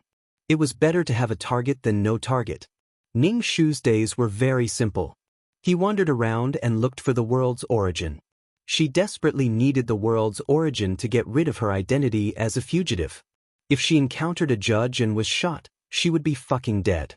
Ning Shu wandered around but didn't find the world's origin. Moreover, he deliberately chose a more evil place. It was easier for the world's origin to appear in such places. Since it was a treasure, there must be a phenomenon. Ning Shu blindly turned around and made Yi Nanlian suffer. Ning Shu left and Yi Nanlian arrived, so they always missed each other. If it wasn't for the villa's information, Yi Nanlian would have missed Ning Shu. Therefore, when Yi Nanlian saw Ning Shu, she jumped off her horse and threw herself into Ning Shu's arms, knocking Ning Shu back a few steps. Ning Shu patted Yi Nanlian's back and asked, "Why are you here? Why did you leave Myriad Swords Manor?" Yi Nanlian came out of Ning Shu's embrace, wiped her tears and asked, "Can you be at ease with 10,000 Swords Villa and Qin Yan?" Yi Nanlian regretted it as soon as she finished speaking. It wasn't easy for her to see him, so why did she have to bring up the troublesome matters of the 10,000 Swords Villa? She carefully looked at Ning Shu's expression. Yi Nanlian's expression amused Ning Shu. Ning Shu coughed and said, "I've already left the 10,000 Swords Villa. Saving Qin Yanji was the last thing my master asked of me." Yi Nanlian nodded. "That's true." Then she took out a kettle from her horse. "This is the wine that our Lingyun Villa brewed. Try it." Ning Shu took a sip. It was quite refreshing. "Not bad. Why are you looking for me?" "I want to roam the Jianghu with you," Qin Yanji said directly. Now that he saw hope again, it was simply too wonderful. "Your father isn't worried?" Ning Shu raised his eyebrows. "I knew Yi Nanlian wouldn't let it go." "No, my father said I can go back whenever I want," Yi Nanlian said nonchalantly. Her parents were not only obstacles, but her father was also very happy that Chong Xiefeng had left Myriad Swords Villa. Right now, Myriad Swords Villa was an empty shell. When the old villa master of Lingyun Villa heard about Myriad Swords Villa, he couldn't help but shake his head. He didn't know what Qin Song's daughter was doing all day. Myriad Swords Villa's foundation was about to be destroyed in her hands, and there were already many people who had begun to covet Myriad Swords Villa's weapons workshop. There were often Jianghu bandits who came to take advantage of them. At this time, almost all the disciples of Myriad Swords Villa had left. Even the eldest disciple had left. Those who had even the slightest bit of talent had all left. The remaining disciples who were just idling around were all useless. In the hands of Jianghu bandits, they were like chickens. The housekeeper had no choice. If these bandits were allowed to enter the villa, then it would really be a mess. There wouldn't be anything good left. Myriad Swords Villa would really cease to exist. The housekeeper knelt outside the door and asked Qin Yanji to come out and take charge of the situation. When Qin Yanji heard that bandits had entered her home, she felt a moment of panic. In the past, there were people in front of her, and she didn't need to worry about these things. Now that she was forced to accept and bear the responsibility, Qin Yanji's heart felt weak. After tidying up a bit, she went to the entrance of the mountain and saw a group of valiant bandits. Their eyes were filled with ruthlessness and greed. Qin Yanji's heart instantly trembled. She shouted, "Who are you people?" When they saw that Myriad Swords Villa really only had a little girl to take charge of the situation, they immediately whistled. They seemed incomparably frivolous and licentious. Pairs of eyes lingered on Qin Yanji's body. Their greedy gazes made Qin Yanji's heart burn with anger. She also couldn't help but feel afraid. Good girl Qin Yanji had never encountered such a situation. In the past, when Myriad Swords Villa was at its peak, these people never dared to provoke them. Now, Myriad Swords Villa was like a lion without claws. If they didn't take advantage of this situation, then they would have to be stupid. Some people were even discussing the beauty of Jianghu, and whether or not the boss should capture her and take her back to be his wife. There were also many servant girls who were captured and taken back to have a taste.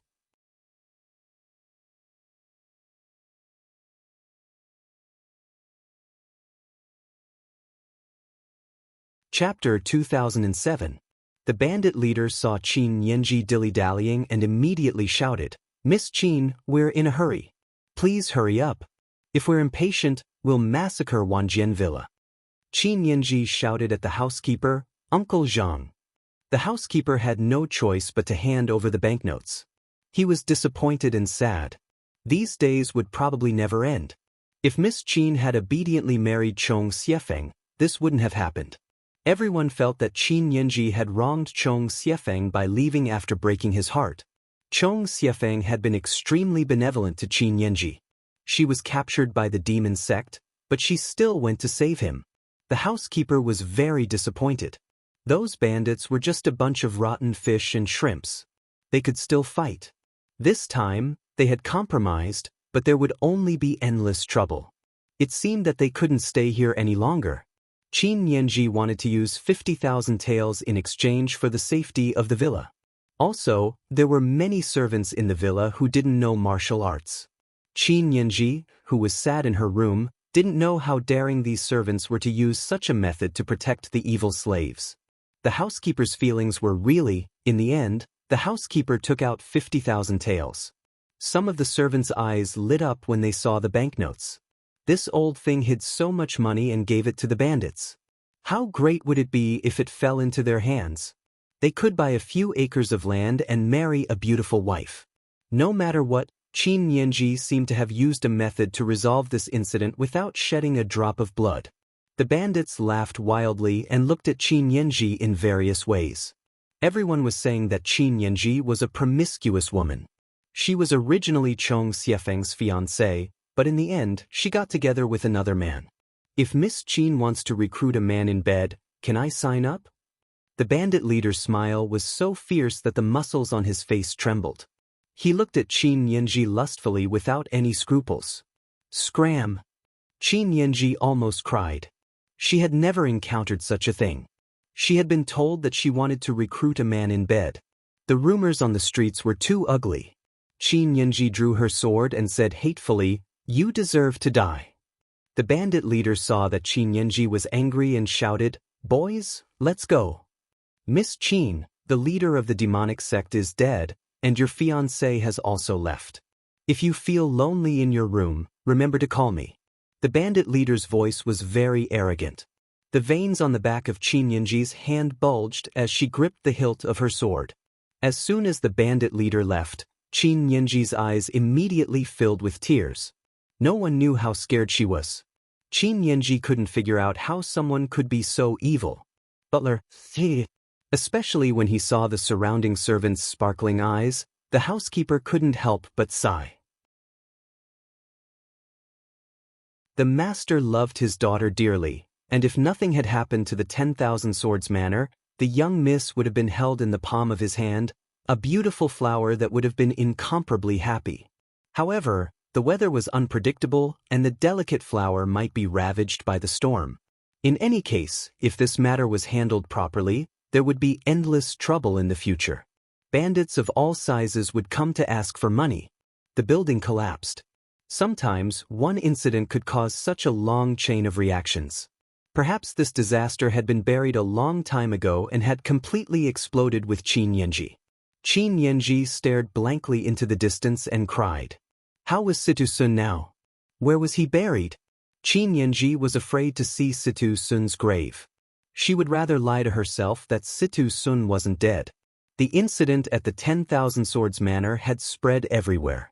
When Ning Shu heard the news in the restaurant, the truth of the matter had already been exposed beyond recognition. Some said that Qin Yanji was so thirsty that she used money to keep bandits as her mistress. In short, Qin Yanji's reputation was really terrible. Ning Shu frowned. Qin Yanji's way of handling things was still so simple, crude, and useless. It seemed like she hadn't learned her lesson from the brothel incident. She had forgotten the pain after the scar healed. She was probably still thinking about that dead Situ Sun, but it was impossible for her to get over it in such a short time. After all, the person she loved the most had died. Was there no one else at the 10,000 Swords Manor to come up with such a stupid idea? 50,000 taels. Qin Yanji was really generous. The world was dangerous. What was the point of being so innocent? Yi Nanlian frowned and asked Ning Shu, who was sitting opposite her, "Do you want to go back and take a look? In the future, the 10,000 Swords Manor will be a place for bandits to rob until they can't take anything from the 10,000 Swords Manor." Yi Nanlian was very conflicted when she said this.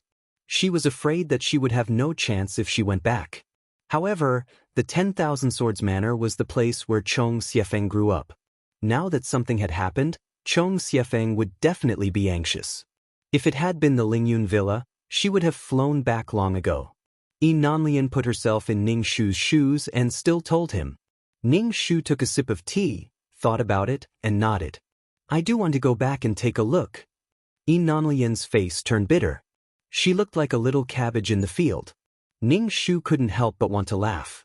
It really wasn't easy for Yi Nanlian to say something like that.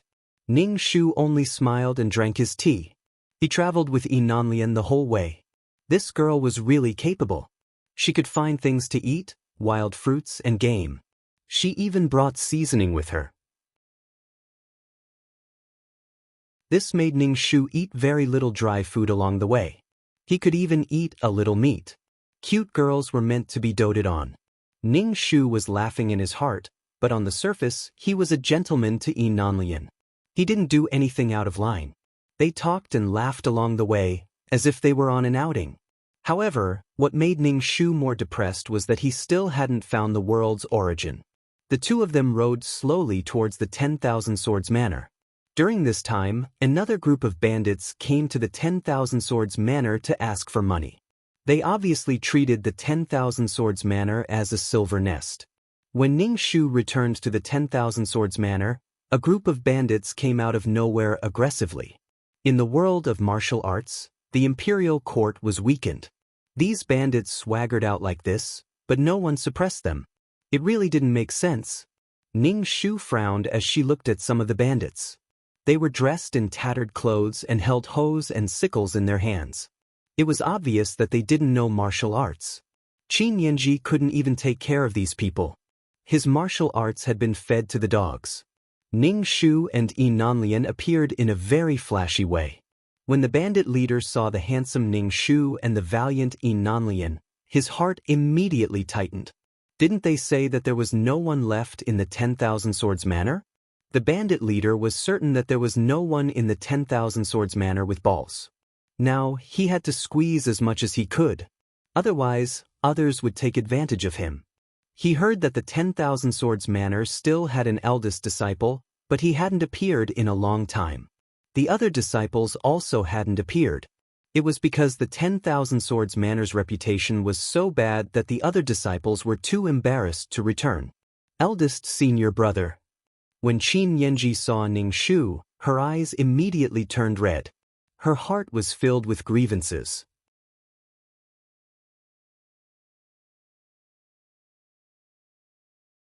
Chapter 2008. During this time, Qin Yanji had been on tenterhooks, afraid that these bandits would come again. Every time they came, it was like they were going to slaughter Wanjian Villa. Qin Yanji's heart was pounding. Her thin face now had high cheekbones, making her look much older. Without collagen filling her face, she looked thin and a bit scared. If she wore tattered clothes, Qin Yanji would look like a refugee. Now that she saw Ning Shu, Qin Yanji couldn't control her tears at all. The tears fell like she had found someone to rely on. Yi Nanlian couldn't help but purse her lips when she saw Qin Yanji like this. Ning Shu said, "Let's take care of these bandits first." Yi Nanlian pulled out the soft whip at her waist and took the lead to swing it at the bandits. "Who are you, sir?" The bandit held a large knife and looked very fierce. "If you can stay out of this, I'll give you half of the money." Ning Shu cracked the corners of her mouth and said, "I am Chong Xiefeng." Her reputation as a hero of the forest and the fact that she had charged into the demon sect alone and killed the leader of the demon sect should be well known in the Jianghu. The bandit leader's face twitched. Although he had already guessed it, the bandit leader still had a bad feeling when Lin Fan said it out loud. Lin Fan was able to kill the demon sect's sect leader, who was unparalleled in martial arts. Killing him was just a piece of cake. Ning Shu slashed at the bandit leader, and the sword aura directly cut through the bandit leader's throat. There was a small red mark on his neck, but then blood spurted out from the hair-sized cut. The bandit leader clutched his neck in horror and fell off the horse's back. Seeing that their leader was dead, the rest of the bandits fled like birds and beasts. Ning Shu was too lazy to chase after them. During his travels, Ning Shu saw that the villages that had been plundered by the bandits were full of devastation. It was just like when the Japanese had entered the village. They burned, killed, and plundered. It was slightly better to meet beautiful women. When Qin Yanji saw that the bandit leader was dead, she was extremely happy. She looked at Ning Shu with a complicated expression, and then saw the valiant Yi Nanlian. She felt an indescribable sense of loss and jealousy. Chong Xiefeng was her fiancé, but he left. Was he with Yi Nanlian now? Qin Yanji couldn't forgive Ning Shu for killing Situ Xiu, but now that Chong Xiefeng had appeared to help her out, Qin Yanji's heart ached. Yin Nanlian put away her soft whip and felt uncomfortable. She stood to the side and looked at Ning Shu and Qin Yanji. Ning Shu looked at Qin Yanji again. Oh my god, the speed at which her looks dropped was like a free fall. Ning Shu asked, "Why aren't you doing anything? Your kung fu has been destroyed." Qin Yanji's feelings were complicated. She didn't know if she should be grateful to Ning Shu or hate him. "No," Qin Yanji said. "I want to solve the problem without killing." Ning Shu thought, trying to reason with a bandit? Was he sick in the head? Oh, is that so? Junior sister is so kind. Ning Shu said dryly. Qin Yanji felt that Ning Shu was mocking her and felt a bit uncomfortable. The gratitude in her heart dissipated a bit. Since junior sister can take care of things in the villa, then I'm relieved. I'm leaving. Ning Shu turned to leave. Qin Yanji froze and quickly said, "Wait a minute." The smile on Yin Nanlian's face suddenly stiffened. Yin Nanlian's heart was jumping with joy when Ning Shu said she was going to leave. However, Qin Yanji stopped her, so Yin Nanlian wasn't sure if Ning Shu would still leave. Ning Shu turned to look at Qin Yanji and asked, "Junior sister, is there anything else?" Qin Yanji choked. She really wanted to return the words to Ning Shu. Was there nothing else he wanted to do? Qin Yanji thought that Ning Shu came back to help her in order to gain her forgiveness, but now he was leaving. Qin Yanji suddenly felt uncomfortable. Why did it always exceed her expectations? Why didn't he follow the rules? Qin Yanji thought about it and said, "You are the successor of the villa recognized by Fodder. Senior brother, you should come back." When Qin Yanji said this, her heart was pained. She had to admit defeat to the person who killed Situ Sun, but only her senior brother could protect the Wanjian villa and intimidate the villains. Ning Shu saw that Qin Yanji's face was full of conflict and melancholy. It made her seriously ugly face look a bit strange. It was indescribably ugly. If it was before, Qin Yanji could be a melancholy beauty, but now, Yin Nanlian kept winking at Ning Shu, telling her not to stay. This 10,000 Swords manor was a mess, and most of its wealth had been squandered away. It was a huge hole that could not be filled, and it was a thankless task. And looking at Qin Yanji's eyes, he was afraid that she still hated Chong Xiefeng. Yin Nanlian really hated Qin Yanji more and more. Not only did she hate her as a love rival, but she also wanted to please her because she didn't use her brain. It was really annoying. She made Chong Xiefeng a laughingstock, and now she wanted Chong Xiefeng to accept this mess. Not only that, but she also had to face Qin Yanji's resentful eyes every day. Yin Nanlian was very confused. All men seemed to like Qin Yanji. Yin Nanlian felt that this trip was very interesting. She cured people and helped when she could. She saw the scenery everywhere, and Chong Xiefeng even took her to eat delicious food. Wasn't this kind of life good? She still had to be tied up here and work hard. Ning Shu grinned. This time, she didn't come back purely to help Qin Yanji. She came back for herself. Ning Shu smiled slightly. His face was like jade, his eyebrows were straight, and his eyes were bright. His smile was very handsome. He said slowly, "You are the heir to the Wanjian villa. You are master's daughter. Next time, show some courage and don't let others bully you. I'm leaving." Qin Yanji was a bit dazzled by Ning Shu's smile. When she heard that Ning Shu wasn't going to stay, her face instantly paled. She took a deep breath, bit her lip, and said, "Senior brother, I forgive you. Please stay and look after the Wanjian villa." Ning Shu suddenly felt that he might have a sadistic relationship with Qin Yanji. "Although I forgive you, I die with Situ Sun's death." Well, in the end she used 120% of her sincerity to move Qin Yanji, and then they lived happily together. Ning Shu's body trembled, and goosebumps appeared all over her body. She really couldn't control her imagination anymore. Ning Shu even thought about her having a child with Qin Yanji. Ning Shu smiled slightly and said, "Junior sister, I believe in you. You will definitely bring glory to the Wanjian villa. You won't disappoint master in the afterlife." "We're leaving," Ning Shu said to Yin Nanlian. Yin Nanlian's face immediately bloomed into a big smile, and she looked very happy. Congratulations to you, man, for becoming the $1,000,000 leader of this book. She has tipped a total of 10,000 yuan.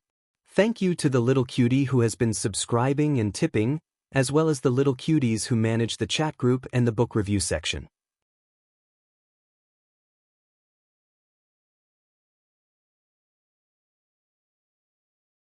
Chapter 2009. Falling in Love with You. Transmigrating canon fodder female supporting character counterattack. At first, Yin Nanlian thought that Chong Xiefeng wouldn't leave.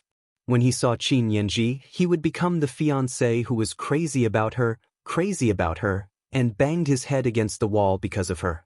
Hearing Ning Shu tell her to leave, a big smile appeared on her face. Senior.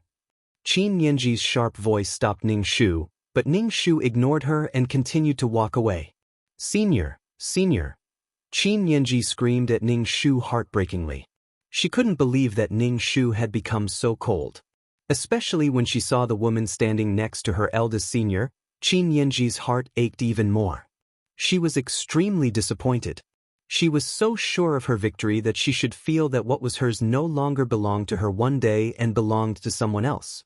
This feeling was very depressing, and the difference between the two was unbearable.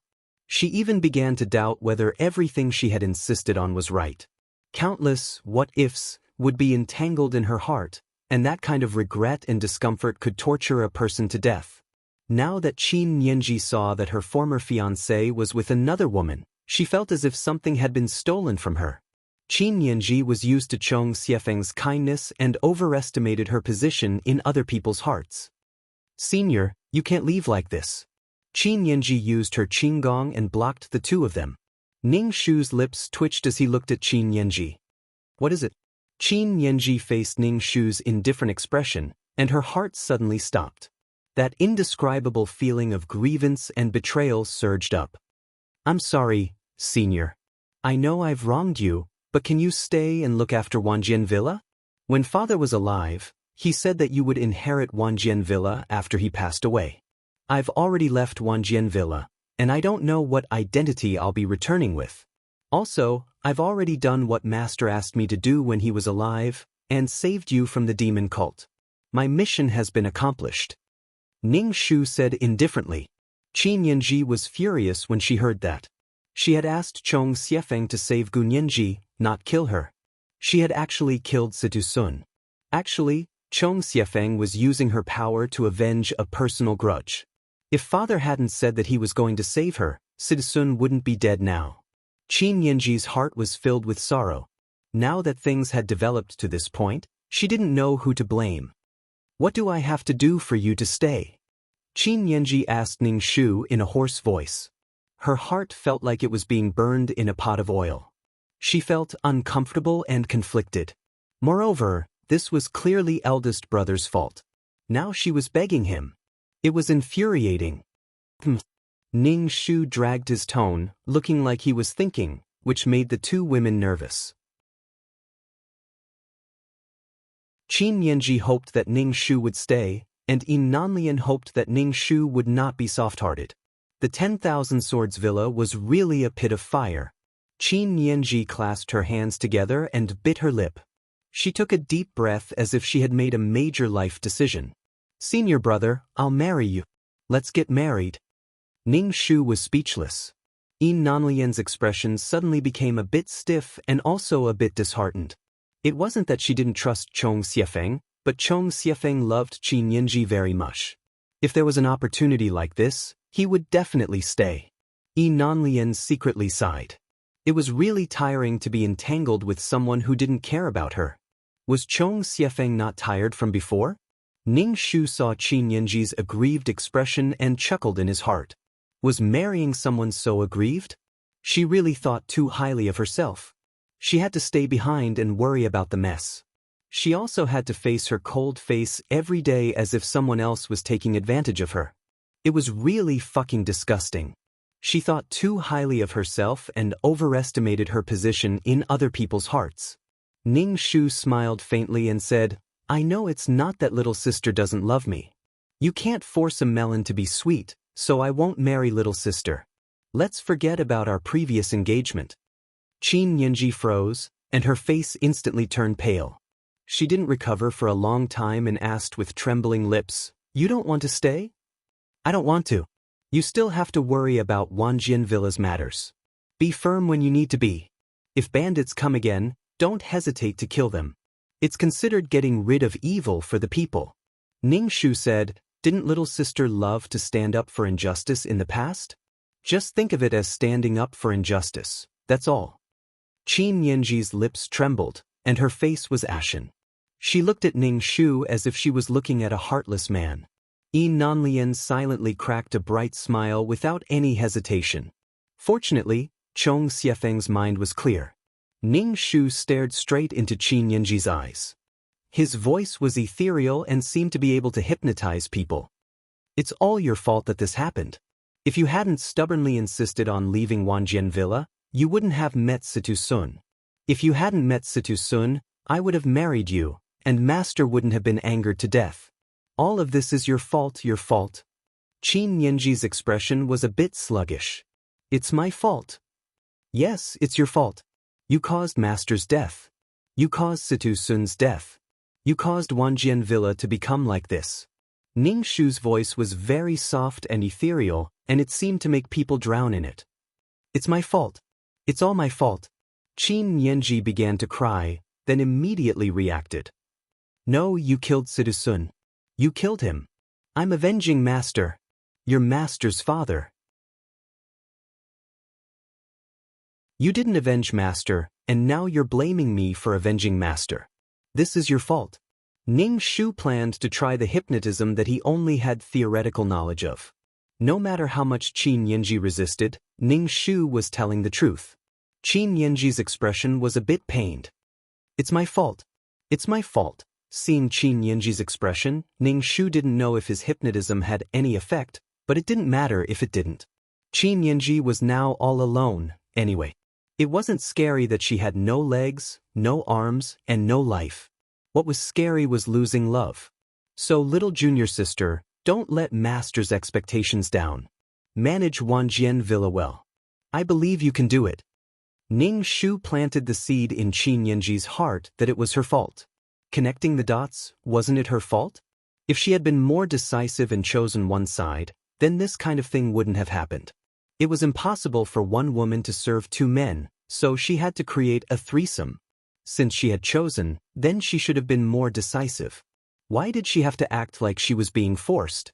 Even if she had chosen Situ Sun for love, then she should have been prepared to abandon everything. But Qin Yanji didn't want to abandon everything. "Little junior sister, I'm leaving." Ning Shu raised his voice slightly and woke Qin Yanji, who was in a bit of a daze. That's it for reading refreshing novels.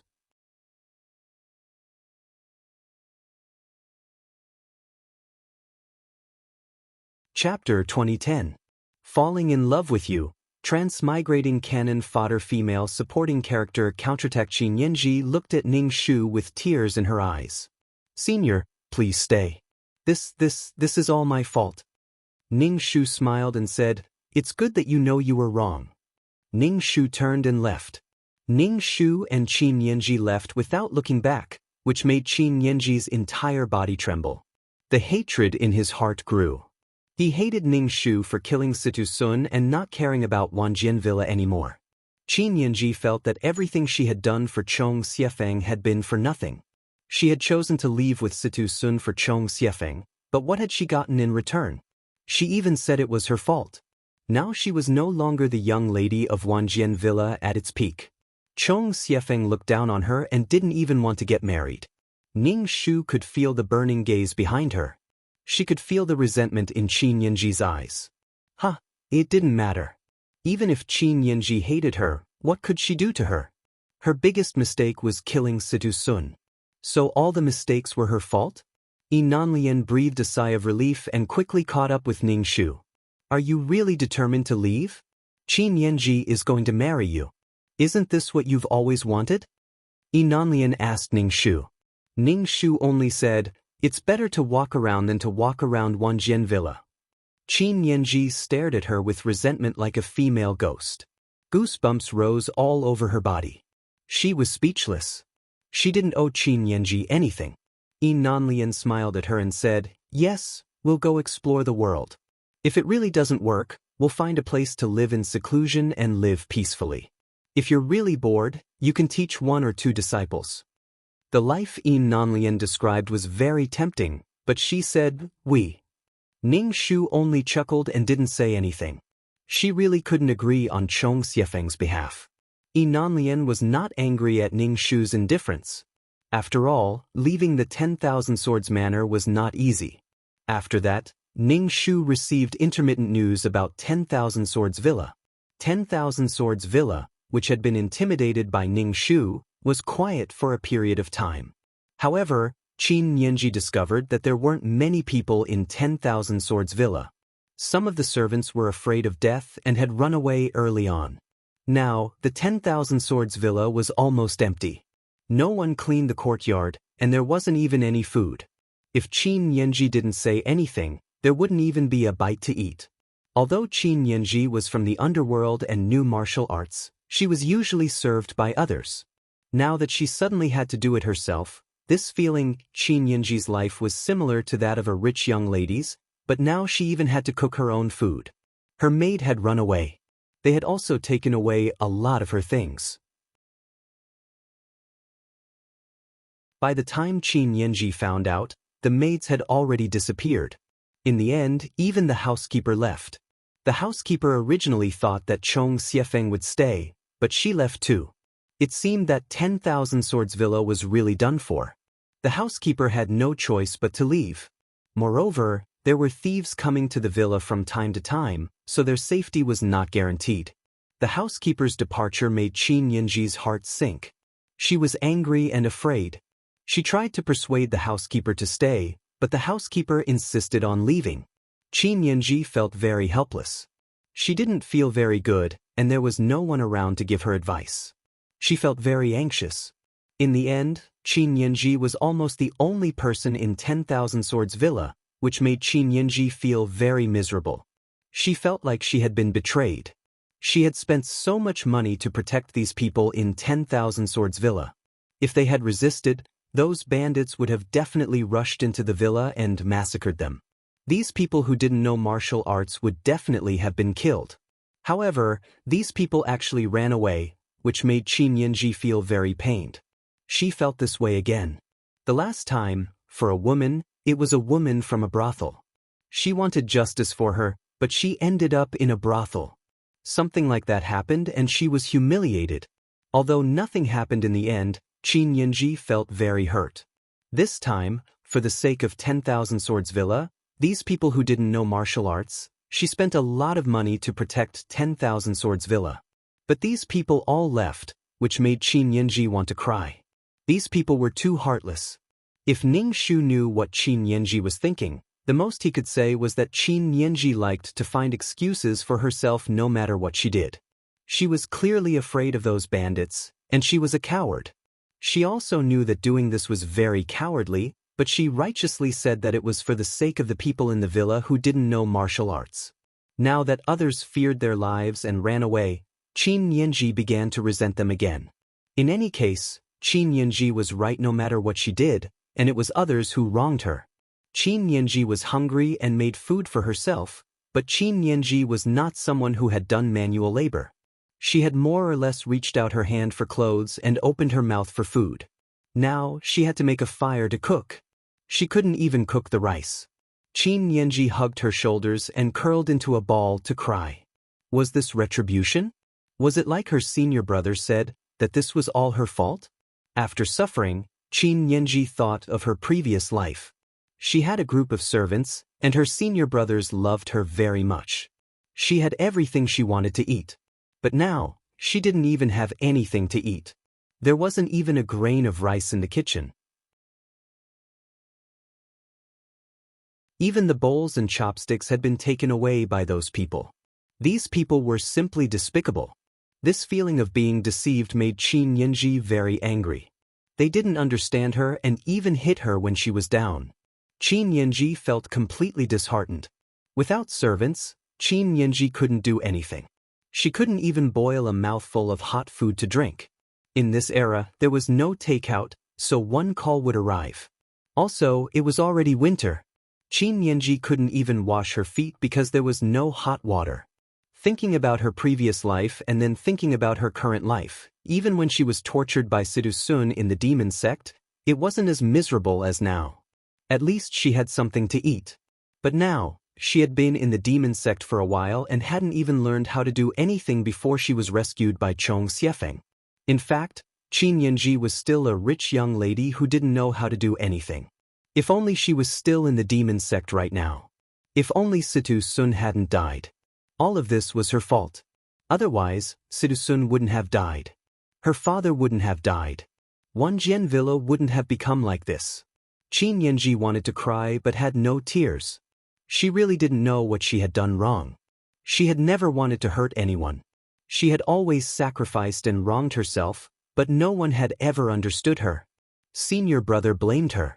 It was clearly senior brother who had killed Sidu Sun. Did senior brother understand that everything she did was for him? She wanted to protect him and was afraid he would be poisoned. Why would senior brother say that to her? Senior brother had the least right to say that to her. However, the words, "It's all your fault," kept echoing in Qin Yanji's ears. She couldn't deceive herself even if she wanted to. Ning Shu's reputation in the Jianghu was unexpectedly good. In addition, when something happened at Wanjian Villa, she went back to save people and intimidated some bandits. She was so magnanimous. When Ning Shu heard these words, she only chuckled. So much for reading refreshing novels.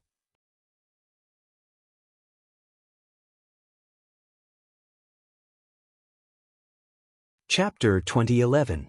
Falling in Love with You. Transmigrating canon fodder female supporting character Counterattack. Ning Shu wasn't going for a good reputation, but to give Qin Yanji some hope. If anything happened again, Qin Yanji's heart would hope that eldest brother would appear and save her from trouble.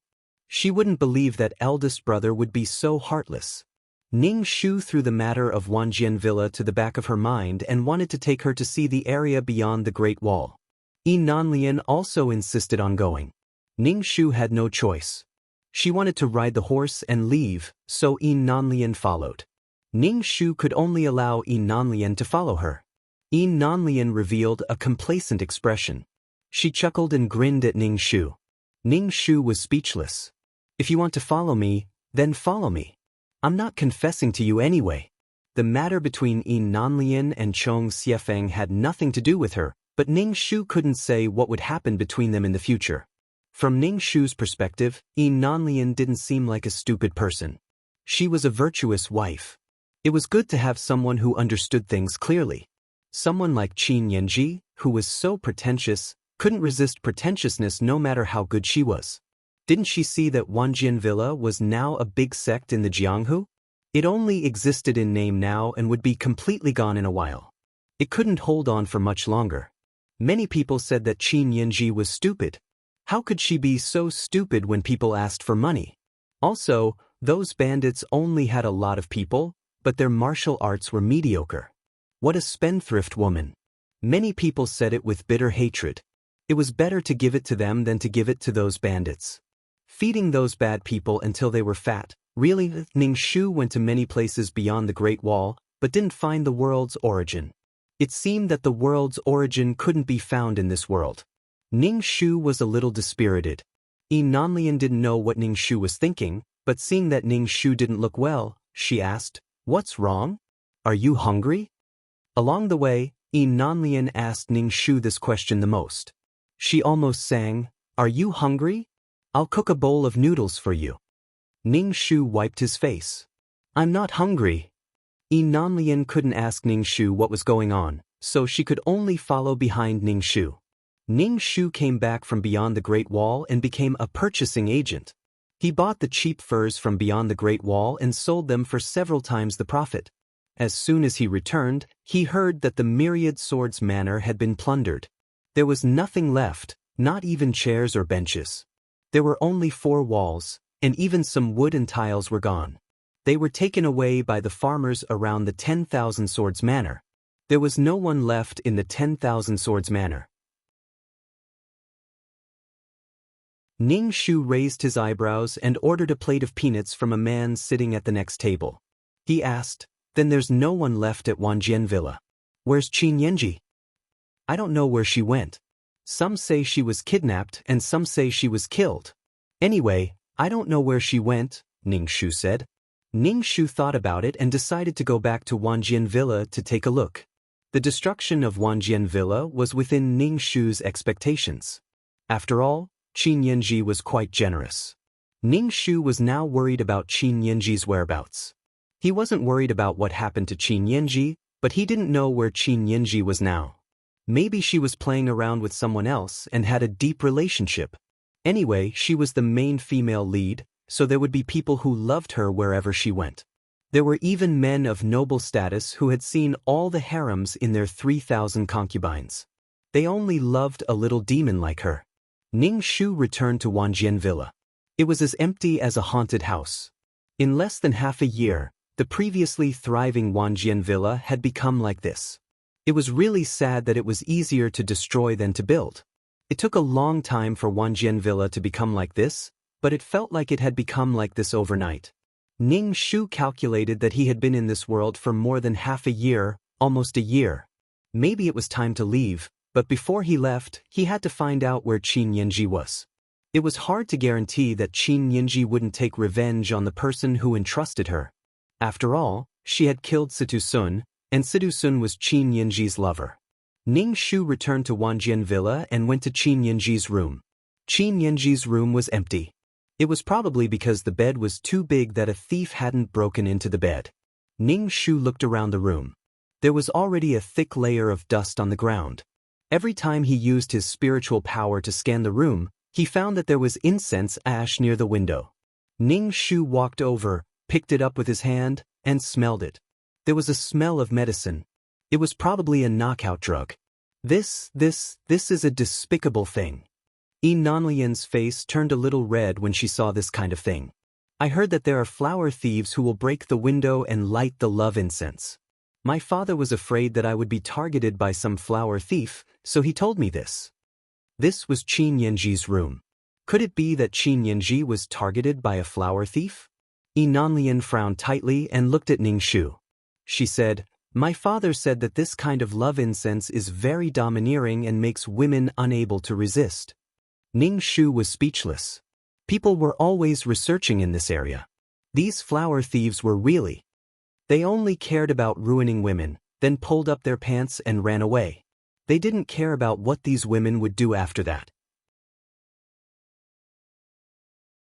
This was an ancient era that was harsh on women. Even modern women who were raped were looked at strangely. Moreover, they used such a despicable method to ruin women. The medicinal properties of the love incense were domineering and would definitely hurt women's bodies. When encountering such a flower thief, they would directly chop off the chicken without any discussion. I'm afraid that Miss Qin Nanlian didn't say it, but everyone knew what she had omitted. She was afraid that Qin Yanji might have been ruined by the flower thief. Ning Shu thought from the perspective of a man and the flower thief. An orphan girl.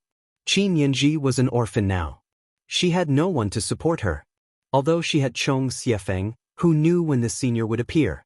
The first thing a man would think of when looking at a woman was sex. He would definitely taint Qin Yanji. Next, he might kidnap Qin Yanji and defile her. If she was an ambitious man who hadn't slept with a girl before, then Qin Yanji might be sold. As for where she would be sold, there was basically no need to say. Ning Shu thought about it, so he began his daily visit to the brothel. Nanlian's face turned green. She quickly put on men's clothes and followed behind Ning Shu. Although she was obviously a woman, Nanlian had never thought of disguising herself as a man. If people saw that she was a woman, would the brothel keeper have the nerve to recommend beautiful girls to Chong Xiefeng? Yes, 2 girls visiting a brothel. Chong Xiefeng was a woman inside. This feeling was a bit strange. Ning Shu released his mental strength and scanned the entire brothel. Qin Yanji had just come to the brothel last time, so he didn't know what the situation was this time. No matter which result Ning Shu guessed, Qin Yanji's result wasn't very good. She must be in deep trouble now. Just read a refreshing novel.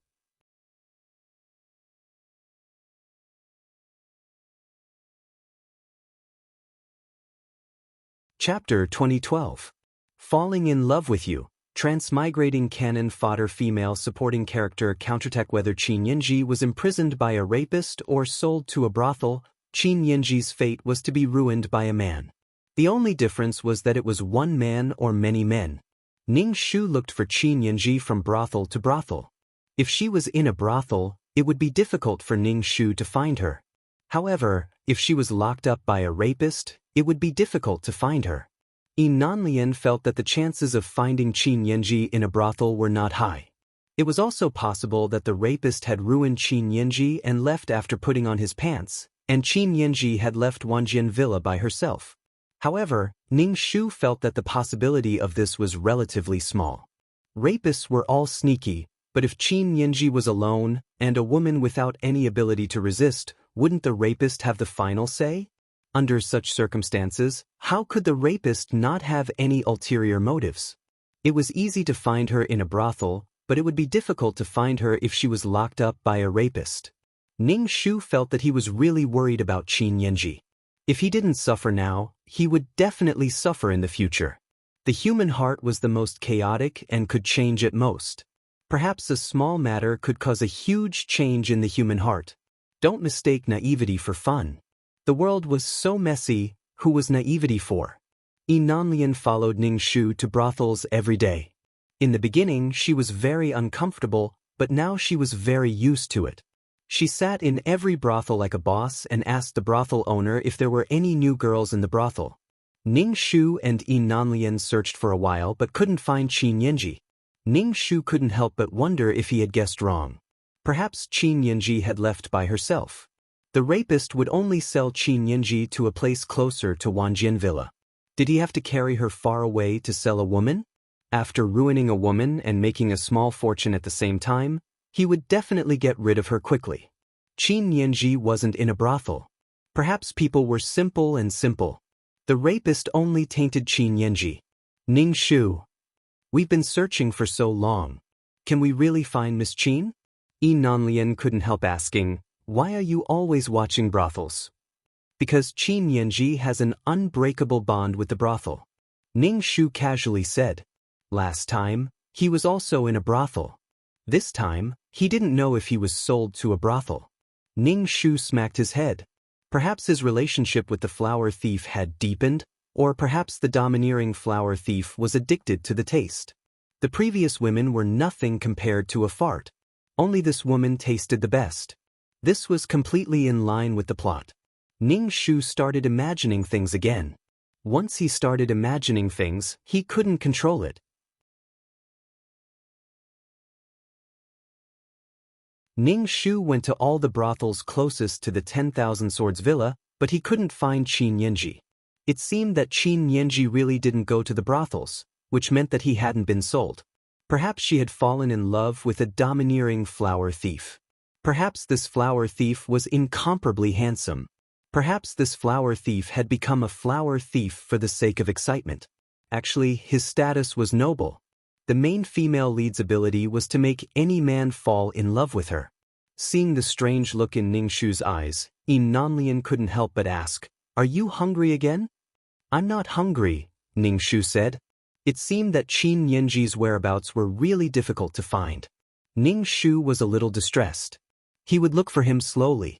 Even if he couldn't find him, what could he do? If he had known earlier, he wouldn't have gone beyond the Great Wall. His main purpose was to find the world's origin. Ning Shu wasn't in a hurry. He would look for him slowly. As long as Qin Yinji wasn't dead, he would appear.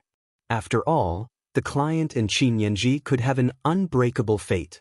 In any case, he was the second male lead. Whether it was hate or love, he would always appear. In his free time, Ning Shu cultivated diligently. There was nothing more important than strength. Ning Shu and Nanlian found an inn to stay in. After all, in this world, Ning Shu's family had no house, so they could only stay in inns. Wherever Ning Shu went, Nanlian would go. She followed Ning Shu all the time. Ning Shu was really speechless.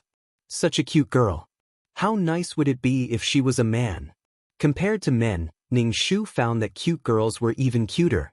Apart from girls who were blinded by love and whose minds were filled with sadness, girls who found independent and strong girls to be really charming. They had their own personalities.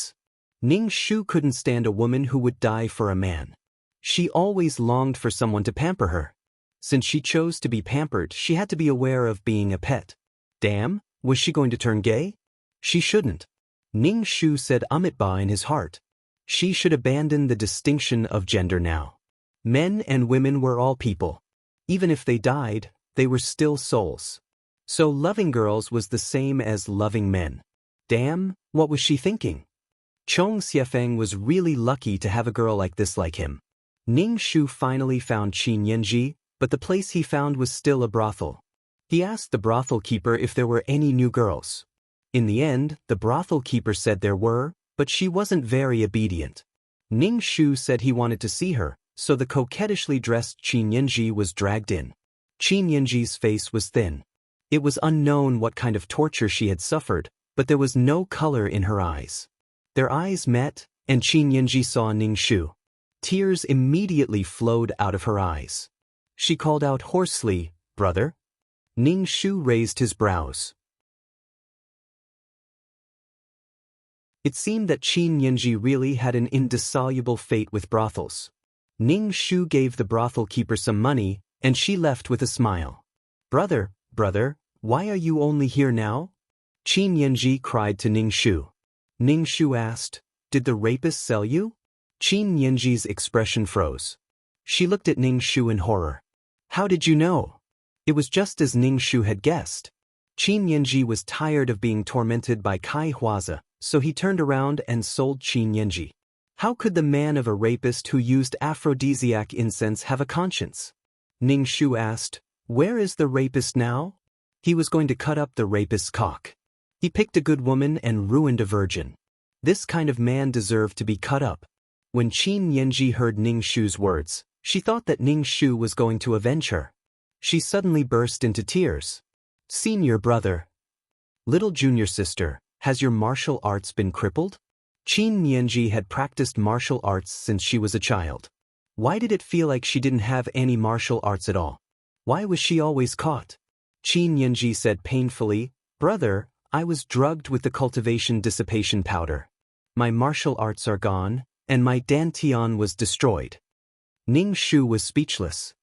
"The rapist did it?" Ning Shu asked. Qin Yanji was completely disheartened.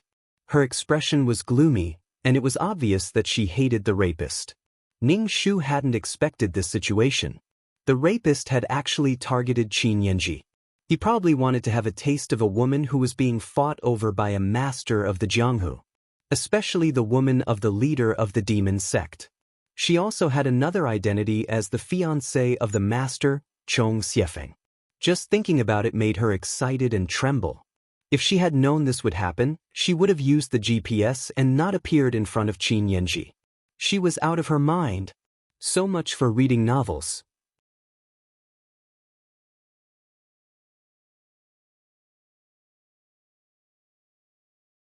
Chapter 2013. Was he going to redeem Qin Yanji now? If he really did redeem her, then wouldn't it have something to do with Qin Yanji again? It really made people speechless. Ning Shu now had a feeling that she was relieved to see that he wasn't doing well. He wasn't really worried about how Qin Yanji was doing. Qin Yanji looked at Ning Shu, and Ning Shu stared at Qin Yanji. Neither of them spoke. Ning Shu raised his wineglass and took a sip, then asked the procuress, "I want to redeem this girl. How much silver do I need?" The procuress's face was full of wrinkles from smiling.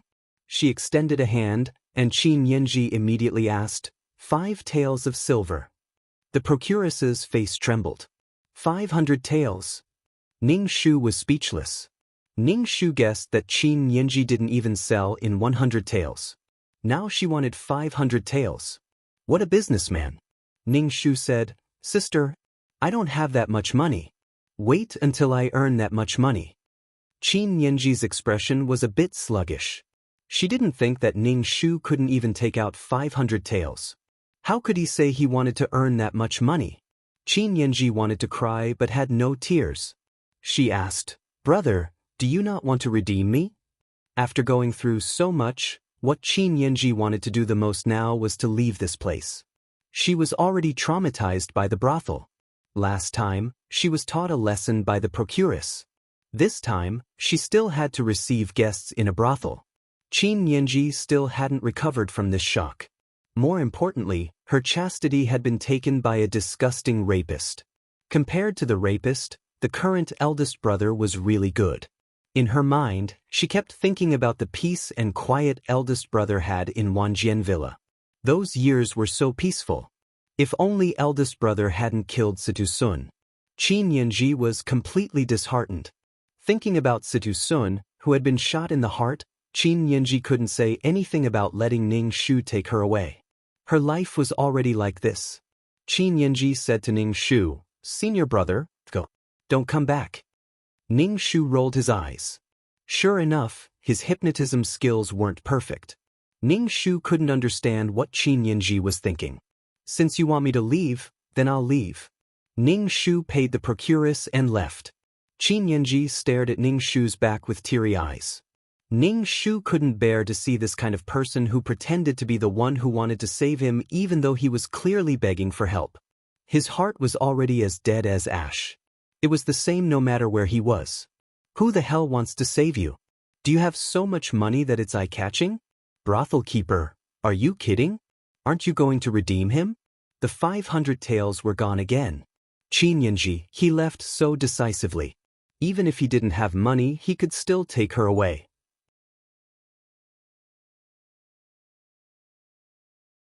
If it was the old senior brother, seeing her suffer like this, he would definitely be burning with rage and fight for her. She couldn't go back. Nothing could go back. Ning Shu returned to the inn and breathed a sigh of relief. Now that he had found Qin Yanji, if there were no accidents, Qin Yanji wouldn't be able to leave the brothel for the rest of her life unless someone was willing to redeem her. Moreover, Ning Shu really didn't know what the client was thinking and what he felt about Qin Yanji. If he redeemed Qin Yanji and kept her by his side, it would be like serving a princess. But if he didn't save her, would the client not give up on Qin Yanji? According to Ning Shu's thoughts, even if Qin Yanji was in a brothel, she could still write a touching love story. If you had love, you would have heaven. Ning Shu, fuck, I'm not redeeming him. This kind of thing should be left to the client to worry about. Now that Qin Yanji was in such a state, he could only rely on him. It would be easy to win Qin Yanji's heart. At worst, they would have to have a torturous relationship. You killed my lover, I hate you. In the end, they would have to kneel in front of Situ Sun's grave and say, "I'm sorry, I fell in love with the person who killed you, but I really love him. Please forgive me." Then the supporting male lead would become the male lead. It would be a sure thing. Ning Shu's expression was a bit ugly. He felt like he had swallowed a fly. If Chong Xiefeng and Qin Yanji were together, this kind of sick feeling would be indescribable. But this was Chong Xiefeng's choice. She had no right to question it. All the choice was in Chong Xiefeng's hands. Yi Nanlian couldn't help but sigh. Her life was filled with Qin Yanji's name. Sometimes Yi Nanlian couldn't understand what Chong Xiefeng was thinking.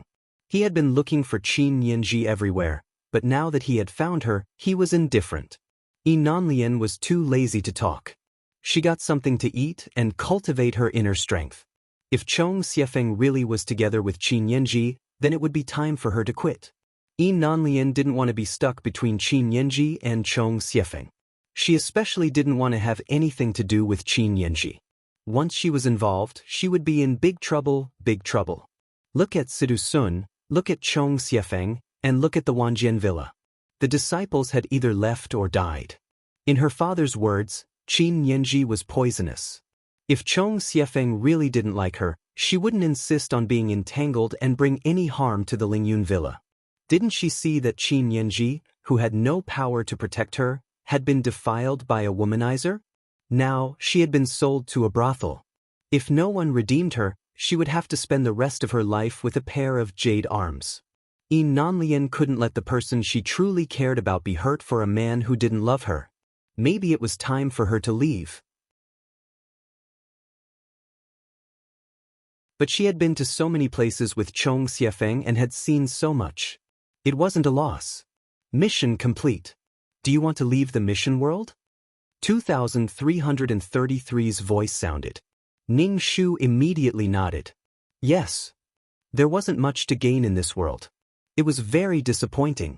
Ning Shu wanted to complete the mission and at the same time find the origin of the world. But she couldn't find it. She wanted to build a world, but she didn't expect to succeed in building the reincarnation world first. Two things that she didn't know if were the origin of the world were still incubating. There was still one more thing that she hadn't found. Water. Where was the origin of the world with the water element? At least she had gathered all of them and could avoid the fate of being erased. Ning Shu felt dizzy and returned to the system space. The space was filled with the fragrance of lotus flowers. The system space was full of vitality. Ning Shu collapsed on the sofa and sighed comfortably. There was nothing more comfortable than this. Then, Ning Shu sat cross-legged and began to absorb the soul power. After absorbing for a while, Ning Shu opened her eyes and felt that her soul seemed to be a little stronger. She felt that the entrusted person had contributed quite a lot of soul power this time. Was it because she was satisfied with the mission? She didn't care. She had soul power to take anyway. She didn't know what the entrusted person would do in the end. Would they redeem Qin Yanji from the brothel? If they did, then Qin Yanji would have to follow Chong Xiefeng for the rest of her life. After so many things had happened, how could Chong Xiefeng and Qin Yanji simply be engaged?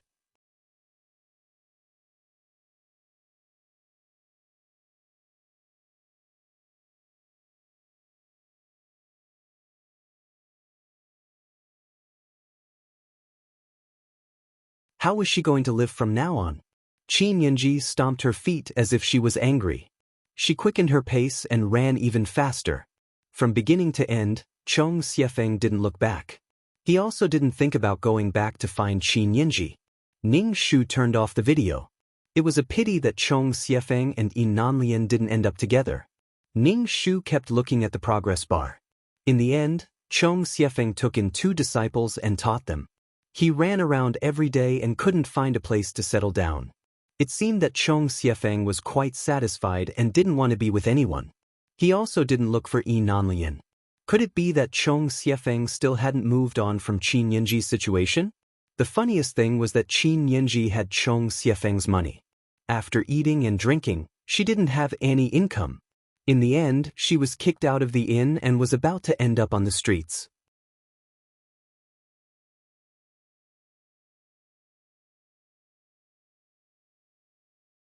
Chapter 2015. Qin Yanji didn't know where to go, nor did she know what to do. There was nowhere she could go in this world. Qin Yanji realized that brothels were the only place for her. She didn't know how to do anything, and she definitely wouldn't sell herself as a slave. But she had finally escaped from the devil's den, and now she couldn't go back in again. Qin Yanji was terrified, but Chong Xiefeng was nowhere to be found. In the end, she could only sell herself as a slave and enter a rich family to serve others. Qin Yanji used to be a rich young lady, but now she had to sell herself as a slave to serve others. She would be a slave for the rest of her life, and there was no chance for her to change her fate. Qin Yanji didn't know how things had developed to this point. She used to be a pampered young lady, but now she had nothing. She really had nothing. Ning Shu closed the video. Even if Qin Yanji was chosen by the master and became a concubine, she would be stuck in the harem for the rest of her life. Ning Shu didn't care about this anymore. He asked 2333, what if Qin Yanji doesn't want to accept this and wants to fight back? She won't accept this anymore. The karma is over. For example, Sidu Sun and Qin Yanji won't have a chance to fight back. As long as the origin of the soul is still there will be a chance for a new start. 2333 explained. Ning Shu nodded to show he understood. He opened his status panel to see what he had gained this time. Name, Ning Shu, age, 27 level, Super Mission Taker Points Plate, 177. 10 million points for a single point plate. Soul points, 10 health points, 9 intelligence, 12 luck, 13 charm, 7 spiritual power, 10 martial strength, 11 aptitude, 9 faith, 152880 merit, 94750 soul strength, 573 authorization ticket, none precept, water precept pure heart, none items, Calm Halo, Reassurance Pill, Faith Halo, Amulet 4, Upgraded Amulet 2 Honorary Titles, Goddess of War, Selfless Ancestor Skills, 5th Ring Shooting Technique, Intermediate Fighting Technique, Intermediate Level Poison Technique, Beginner Level Business Management. Knowledge, Beginner Level Code Programming, Beginner Level Lawyer Skill, Sage Ghost Catching Skill, Beginner Level Cooking Skill, Intermediate Level Embroidery Skill, Trash Hypnosis. Aura, Mother of the World Empress Blessing, Model Worker Sister Chin Shi's Blessing, Leader Aura Grass Blessing, Lifelong Friend Meow Meow Meow's Blessing. Blessing from Zhu Sun Yang, Blessing from Chen Ermiai, Blessing from Chen Ning, Blessing from Jasmine, Blessing from Bai San Yang, Blessing from Wang Ying, Blessing from Wang Ying. The Heart of Bravery. The wish of Chong Xiefeng was fulfilled. Mission completion rate, 100%. Mission reward obtained, 11-point cards, 12 attribute points, 80% soul power, 5,000 faith power, 20 merit points, 20 merit points. 80% of his soul strength was not a small amount. This meant that the mission this time was not bad. Fortunately, he did not kill Qin Yanji directly. He was afraid that Chong Xiefeng still had some unquenchable feelings for Qin Yanji. As expected, Chong Xiefeng still wanted to see Qin Yanji. If he went back and saw a grave, he would not be satisfied. Some things would not give up until he got to the bottom of it. Ning Shu added 12 attribute points. This time, there were more attribute points. She actually had 12 attribute points. Name, Ning Shu H, 27 level, Super Mission Taker Point card, 17,711 points. Set to 1-point card.